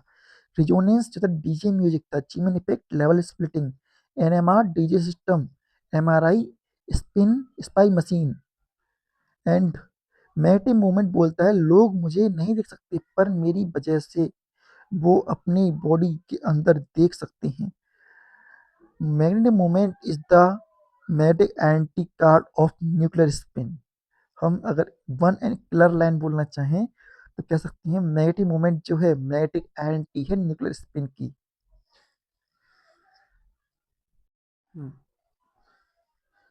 ये पूरा चैप्टर एक इनविजिबल इंटरेक्शन पर बेस्ड है। न्यूक्लियस का मैग्नेटिक मोमेंटम और इलेक्ट्रॉन के मैग्नेटिक फील्ड के बीच का इंटरेक्शन। ये इंटरेक्शन एनर्जी लेवल को और स्प्लिट करता है, इसको कहते हैं hyperfine structure. Hyperfine structure is the small splitting of atomic energy level due to interaction between nuclear magnetic momentum and magnetic field produced by the electron. Hyperfine structure atomic energy level का extremely splitting होता है जो nuclear magnetic moment और electron के magnetic moment field के interaction से होता है। हाइपरफाइन स्ट्रक्चर एग्जिस्ट क्यों करते हैं? जैसा कि हम ऑलरेडी जानते हैं, energy level split due to fine structure, electron spin orbit interaction. And हम जानते हैं एक हिडन चीज अभी बची थी, इलेक्ट्रॉन के अलावा न्यूक्लियस भी स्पिन करता है और स्पिन का मतलब होता है मैग्नेटिक मोमेंट। तो nucleus behave like small magnet, electron behave like moving charge, produce magnetic field, result magnet equal to magnetic interaction. Energy changes silently, this produces hyperfine splitting. एक इंपॉर्टेंट क्वेश्चन, अगर fine structure already energy level split कर चुका है, हमने क्या समझिएगा, अगर fine structure already energy level split कर चुका है तो फिर और स्प्लिटिंग क्यों होती है? Because nucleus path ignored earlier, क्योंकि हमने फैन स्ट्रक्चर में जो एनर्जी लेवल स्प्लिटिंग हुई थी उसके अंदर हमने न्यूक्लियस को इग्नोर कर दिया था। अब न्यूक्लियस एंट्री लेगा तो हाइपर फाइन स्प्लिटिंग देखने को या इंटरेक्शन देखने को मिलेगा। It is the interaction between nuclear magnetic moment and field, magnetic field at the nucleus due two electron. It is, हाँ, और who is responsible for it, इसे कौन बनाता है? Electron produce magnetic field, electron जो होते हैं मैग्नेटिक फील्ड बनाते हैं। And nucleus produce magnetic moment, important quantum number enters, nuclear spin quantum number. Example hydrogen की आई जो होती है 1.2 होती है, ड्यूट्रॉन की आई 1 होती है। अब सबसे डेंजरस सवाल, अगर न्यूक्लियस का स्पिन ही नहीं होता तो क्या हाइपरफाइन स्ट्रक्चर एग्जिस्ट करता? Answer is no, no hyperfine structure is going to exist as I is equal to 0 in this case. Where hyperfine structure is strongest, तो hyperfine structure जो था strongest कहाँ होता है? The most important point at nucleus, nucleus particularly for s orbital, जो hyperfine structure होता है वो s orbital के लिए strong होता है न्यूक्लियस के पास। and probability density at nucleus is maximum for s orbital, और प्रोबेबिलिटी डेंसिटी जो होती है वो मैक्सिमम होती है for s orbital, for and then proceed by PDF. So hyperfine structure is strong in s state, s state में hyperfine structure जो होता है स्ट्रॉन्गेस्ट होता है। Why hyperfine splitting strongest in s splitting?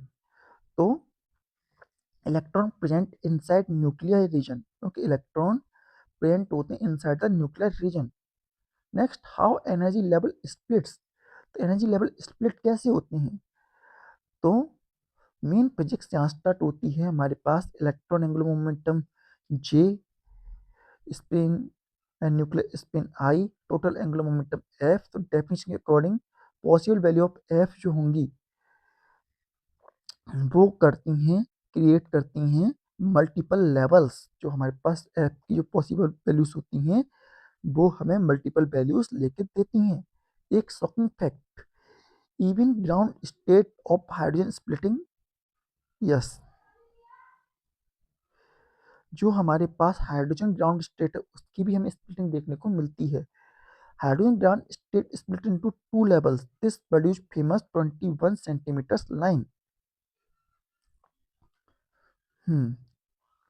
Now hyperfine constant represent strength of interaction between nuclear magnetic momentum and electron magnetic momentum, and it depends upon nuclear magnetic momentum and electron probability density at nuclei.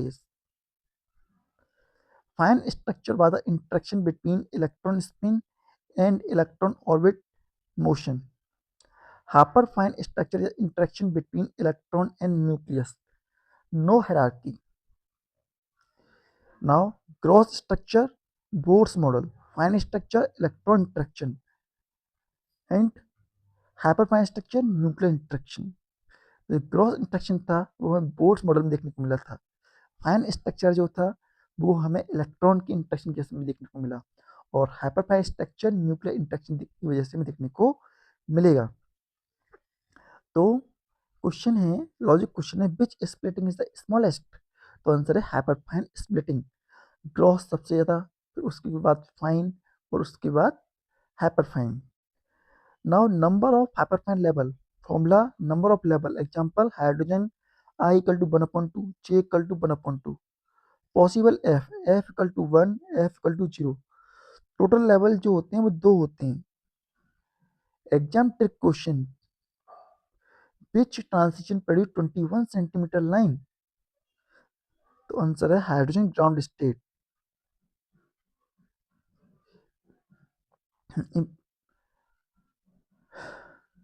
Next,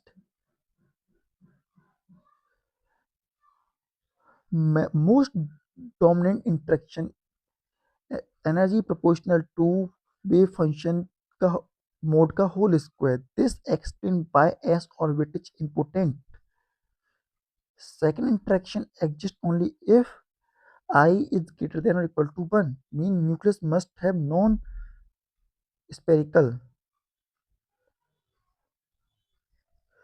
हाँ, application of हाइपरप्लाइन structure. जो हमारा हाइपरप्लाइन structure है उसके बहुत सारे applications होते हैं। Hyperfine transition used in atomic clock, caesium atom frequency extremely precise, define 1 second. World का टाइम किस पर बेस्ड है? Not earth rotation but on hyperfine transition of caesium atom.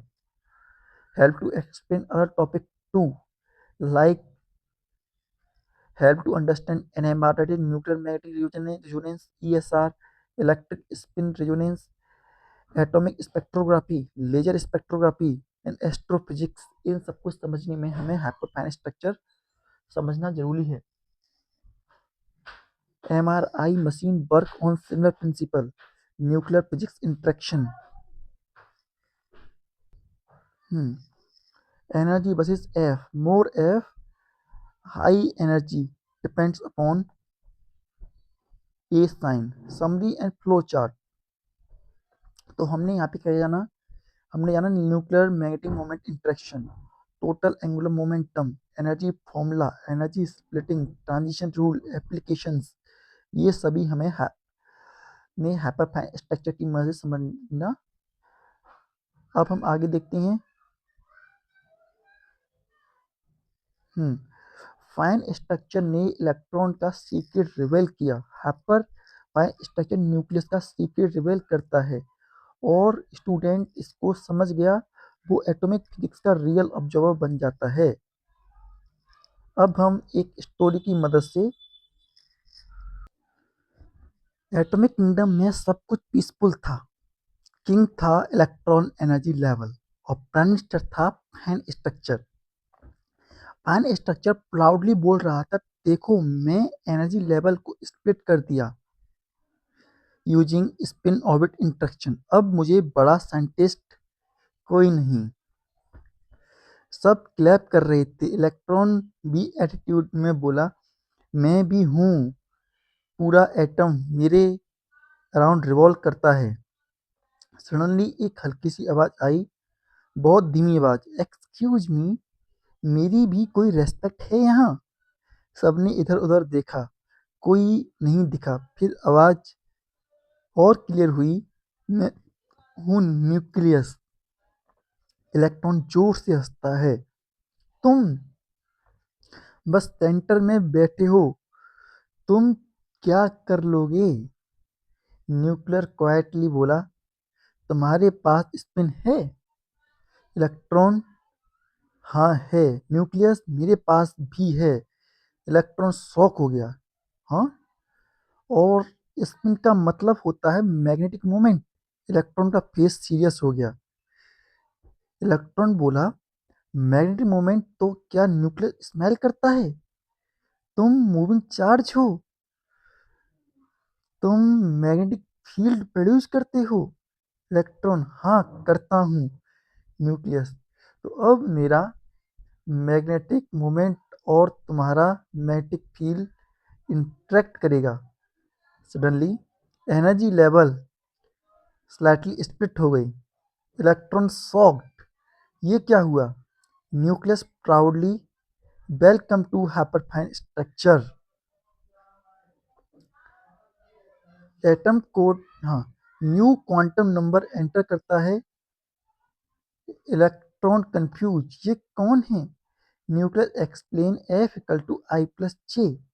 यहाँ पर आई हमारा न्यूक्लियस स्पिन, जे हमारा इलेक्ट्रॉन एंगुलर मोमेंटम।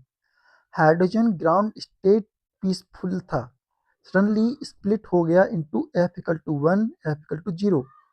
इलेक्ट्रॉन चिल्लाता है, मुझे किसने स्प्लिट किया? न्यूक्लियस क्लैमली, मैंने। एफ इक्वल टू 1 से एफ इक्वल टू 0 ट्रांजिशन हुआ और एक रेडिएशन निकली, वेवलेंथ 21 सेंटीमीटर। ये सिंगल स्पेस में ट्रेवल करता है। गैलेक्सी के साइंटिस्ट बोलते हैं वो हाइड्रोजन सिग्नल डिटेक्टेड।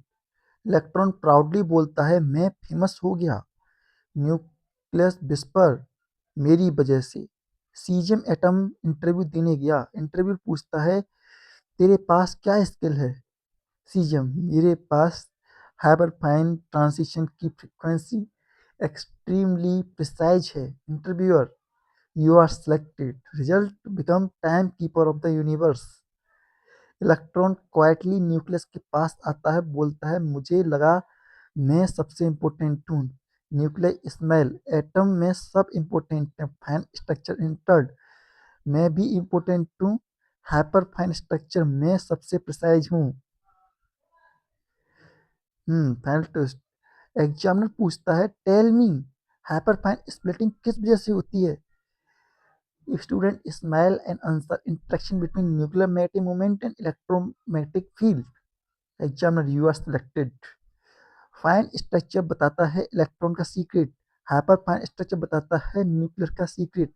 और जो स्टूडेंट दोनों समझ गया वो एग्जाम क्लियर कर जाएगा। इलेक्ट्रॉन सोच रहा था, मैं हीरो हूँ, लेकिन मूवी का रियल हीरो न्यूक्लियर निकला और मूवी का नाम था हाइपरफाइन स्ट्रक्चर।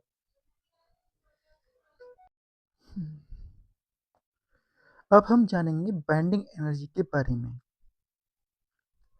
एक एटॉमिक न्यूक्लियस अपने अंदर इतनी मैसिव एनर्जी छुपाकर रखता है कि अगर वो रिलीज हो जाए तो पूरे सिटी को पावर दे सकती है। सवाल, ये एनर्जी न्यूक्लियस के अंदर आती कहाँ से है? इसका answer, binding energy. Binding energy वो मिनिमम एनर्जी है जो एक न्यूक्लियस को कंप्लीटली अलग अलग न्यूक्लियस बनाने में या उन्हें तोड़ने में रिक्वायर होती है। हम्म तो इसे कह सकते हैं, minimum energy required to disassemble a nucleus into its constituent nucleon. Hmm वो कम से कम एनर्जी जो कि न्यूक्लियो न्यू न्यूक्लियस को डिसएसोसिएट करने के लिए रिक्वायर होती है। नाउ, किस पर अप्लाई होता है? ये कॉन्सेप्ट हर न्यूक्लियस पर अप्लाई होता है, हाइड्रोजन से यूरेनियम तक।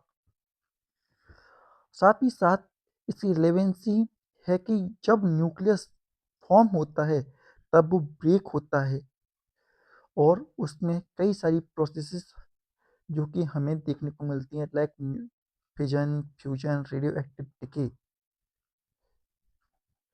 तो इन सब में हमारी बाइंडिंग एनर्जी का बहुत ज़्यादा रिलेवेंस होता है। न्यूक्लियस के अंदर न्यूक्लियर फोर्स के फॉर्म में स्टोर होता है। And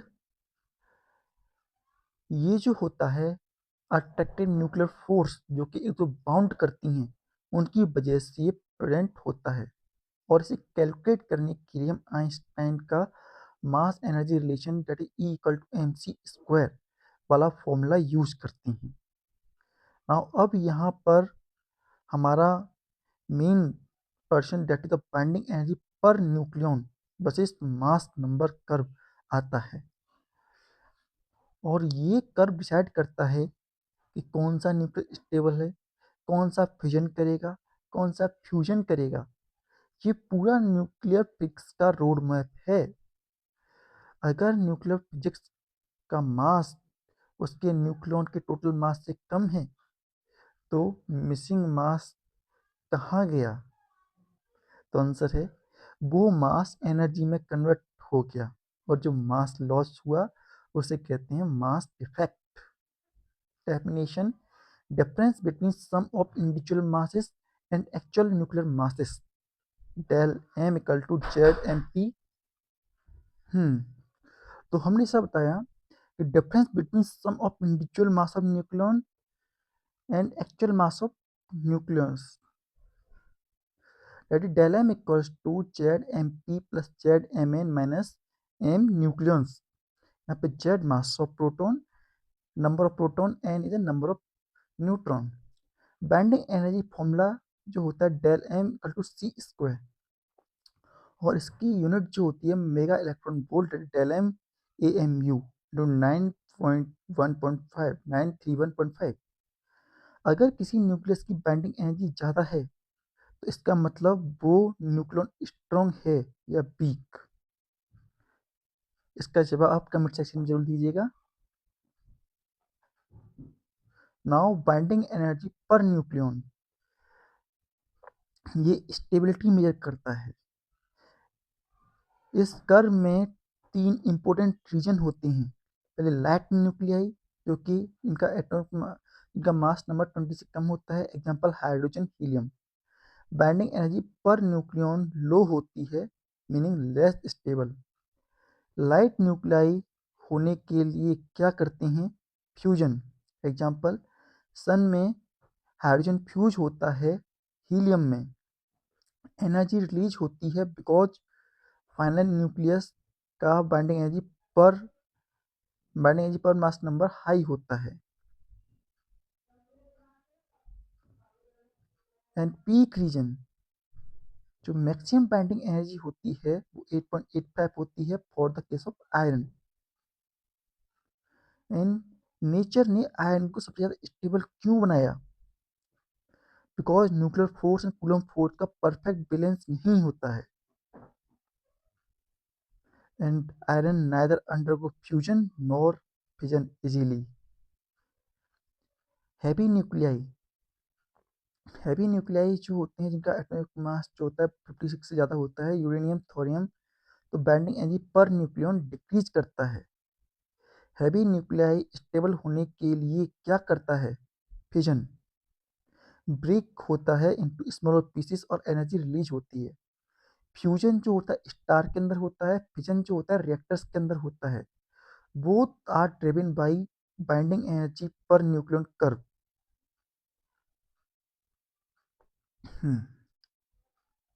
next, why binding energy per nucleon first increase and then decreases?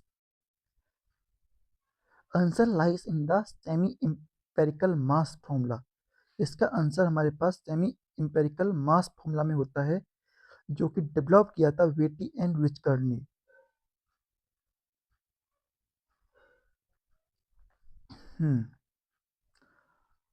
और इसमें हमारे पास टर्म्स होते हैं volume terms. Volume term each nucleus interact with neighbour and binding energy increases. जो हर न्यूक्लियस होता है इंटरेक्ट करता है दूसरे न्यूक्लियस से, तो इसी कारण से जो बाइंडिंग एनर्जी होती है वो इंक्रीज करती है। दूसरा होता है surface term. Surface nuclei less bounded. जो सरफेस के न्यूक्लियाई होते हैं वो लेस बाउंडेड होते हैं, इसलिए बाइंडिंग एनर्जी कम होती है। साथ ही साथ coulomb term, coulomb proton proton repulsion होता है वो भी बाइंडिंग एनर्जी को डिक्रीज करता है। Asymmetric term, proton neutron imbalance reduce the stability. Proton के अंदर जो हमारे पास न्यूक्लियन होता है, प्रोटॉन और न्यूट्रॉन के नंबर अनबैलेंस होते हैं, इसलिए वो भी स्टेबिलिटी को इफेक्ट करते हैं। The pairing term, even even term more stable और लेस स्टेबल। तो ये हमारे पास रहती हैं। अब energy required to remove one nucleons is the separation energy.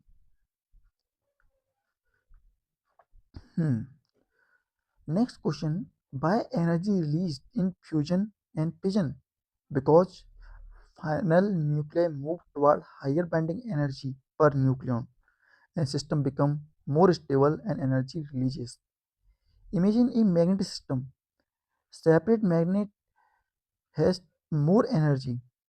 Joint magnet release energy and become stable. Same happen in nucleus. Binding energy हमें बहुत सारे टॉपिक्स को एक्सप्लेन करने में हेल्प करती है, like nuclear stability, explain radio activity, fusion, fission, explain करती है न्यूक्लियर रिएक्टर को, एक्सप्लेन करती है स्टेलर एनर्जी को, मास डिफेक्ट को, सेपरेशन ऑफ एनर्जी को। ये सारे टॉपिक जो होते हैं हमारे एक्सप्लेन किए जाते हैं with the help of the binding energy, या फिर ये एक मेन कॉन्सेप्ट होता है। तो अभी तक हमने इसमें बाइंडिंग एनर्जी के बारे में जाना, मास डिफेक्ट के बारे में जाना और न्यूक्लियर फोर्स के बारे में जाना। बाइंडिंग एनर्जी पर न्यूक्लियॉन पीक वैल्यू आयरन की होती है, fusion below iron, fusion above iron, fusion below iron, fusion above iron, and semi empirical mass formula के बारे में भी हमने बेसिक सी बातें जानी। बाइंडिंग एनर्जी पर न्यूक्लियन कर्व हमें क्या बताता है? ये न्यूक्लियर फिजिक्स का कंपास है। ये बताता है कौन स्टेबल है, कौन ब्रेक करेगा, कौन फ्यूज करेगा, कौन एनर्जी रिलीज करेगा। अगर हम कर्व को समझ जाएं तो न्यूक्लियर फिजिक्स का 70% कॉन्सेप्ट क्लियर हो जाता है। और हमारे पास इस टॉपिक से रिलेटेड जो मोस्ट इंपोर्टेंट क्वेश्चन आते हैं, mass defect, binding energy curve, fusion fission, semi empirical mass formula, इन सबसे हमारे पास बहुत सारे क्वेश्चंस आते हैं। बाइंडिंग एनर्जी वो ग्लू है, अगर हम वन लाइन बोलना चाहें तो बाइंडिंग एनर्जी वो ग्लू है जो न्यूक्लियस को जोड़ कर रखता है, और बाइंडिंग एनर्जी पर न्यूक्लियन वो जज है जो डिसाइड करता है कौन न्यूक्लियस स्टेबल है। अब हम इसको एक स्टोरी की मदद से समझेंगे। स्टेडियम का नाम था न्यूक्लियर स्टेडियम, और इवेंट था यूनिवर्स का सबसे बड़ा tournament ICC cricket world cup. इस वर्ल्ड कप में नॉर्मल टीम नहीं, यहाँ टीम थी team proton 11 and team neutron 11, और इन दोनों का ड्रीम था वर्ल्ड कप जीतना और बन जाना most stable nucleus champion. League match, mass effect का फर्स्ट हिंट। टूर्नामेंट स्टार्ट हुआ, हर मैच के बाद एक अजीब चीज नोटिस हुई। जब प्रोटॉन और न्यूट्रॉन अलग अलग रहते थे उनकी टोटल एनर्जी ज़्यादा होती थी, लेकिन जैसे ही वो फ्रेंडशिप करके एक टीम बनाते एनर्जी सडनली रिलीज हो जाती। कमेंटेटर चिल्लाया, ये कोई नॉर्मल फ्रेंडशिप नहीं, ये है बाइंडिंग एनर्जी पार्टनरशिप। न्यूट्रॉन बोला, भाई प्रोटॉन, जब मैं तेरे साथ टीम बनाता हूँ तो मेरा वेट कम हो जाता है। प्रोटॉन बोला, जिम ज्वाइन नहीं किया, तूने न्यूक्लियस ज्वाइन किया है। ऑडियंस हंसने लगी। Semifinal fusion match. सेमीफाइनल में छोटी team I, hydrogen 11 and helium 11 दोनों डिसाइड किया अलग अलग रहकर वीक हैं, कंबाइन होकर स्ट्रॉन्ग बनेंगे। फ्यूजन हुआ, न्यू टीम बनी हीलियम सुपर 11, और एनर्जी रिलीज हुई। कमेंटेटर, एनर्जी रिलीज का रीजन है हाई बाइंडिंग एनर्जी पर nucleon. Final match, the ultimate team. Indian national cricket team iron 56-11 versus Australia national cricket team uranium 23511 stability test pitch report iron 5611 perfect balance no internal fight strong bonding uranium 23511 too many proton internal repulsion team में unity कम expert बोला uranium team कभी भी टूट सकती है and match begin match के बीच suddenly uranium team के प्लेयर आपस में लड़ने लगे टीम ब्रेक हो गई इनटू बेरिलियम एंड क्रिप्टॉन और ब्रेक होते ही एनर्जी रिलीज हुई commentator this is the nuclear fusion audience shock iron 5611 quietly खड़ी थी उनकी टीम में perfect binding energy per nucleon थी मैक्सिमम स्टेबिलिटी उन्होंने वर्ल्ड कप जीत लिया कैप्टन बोला हम जीते क्योंकि हम सबसे टाइटली बॉन्ड टीम है कप का नाम था binding energy per nucleon trophy hydrogen team भाई हम भी जीत सकते हैं क्या कोच बोला पहले फ्यूजन करके इम्प्रूव हो जाओ यूनियन टीम हमें क्या करना चाहिए कोच तुम ऑलरेडी एनर्जी रिलीज कर रहे हो बस टूटते रहना commentator finally explained winning team always move toward higher binding energy per nucleon because higher binding energy higher stability universe का रूल है लाइट न्यूक्लियाई फ्यूजन करके जीतते हैं हैवी न्यूक्लियाई फिजन करके जीतते हैं और चैंपियन होता है वो जो सबसे ज़्यादा स्टेबल होता है और हमारे इस कहानी का जो हीरो है वो है iron 56 which is most stable one तो जो टीम सबसे टाइटली कनेक्ट होती है वही वर्ल्ड कप जीतती है और न्यूक्लियस में इसी को बैंडिंग एनर्जी कहते हैं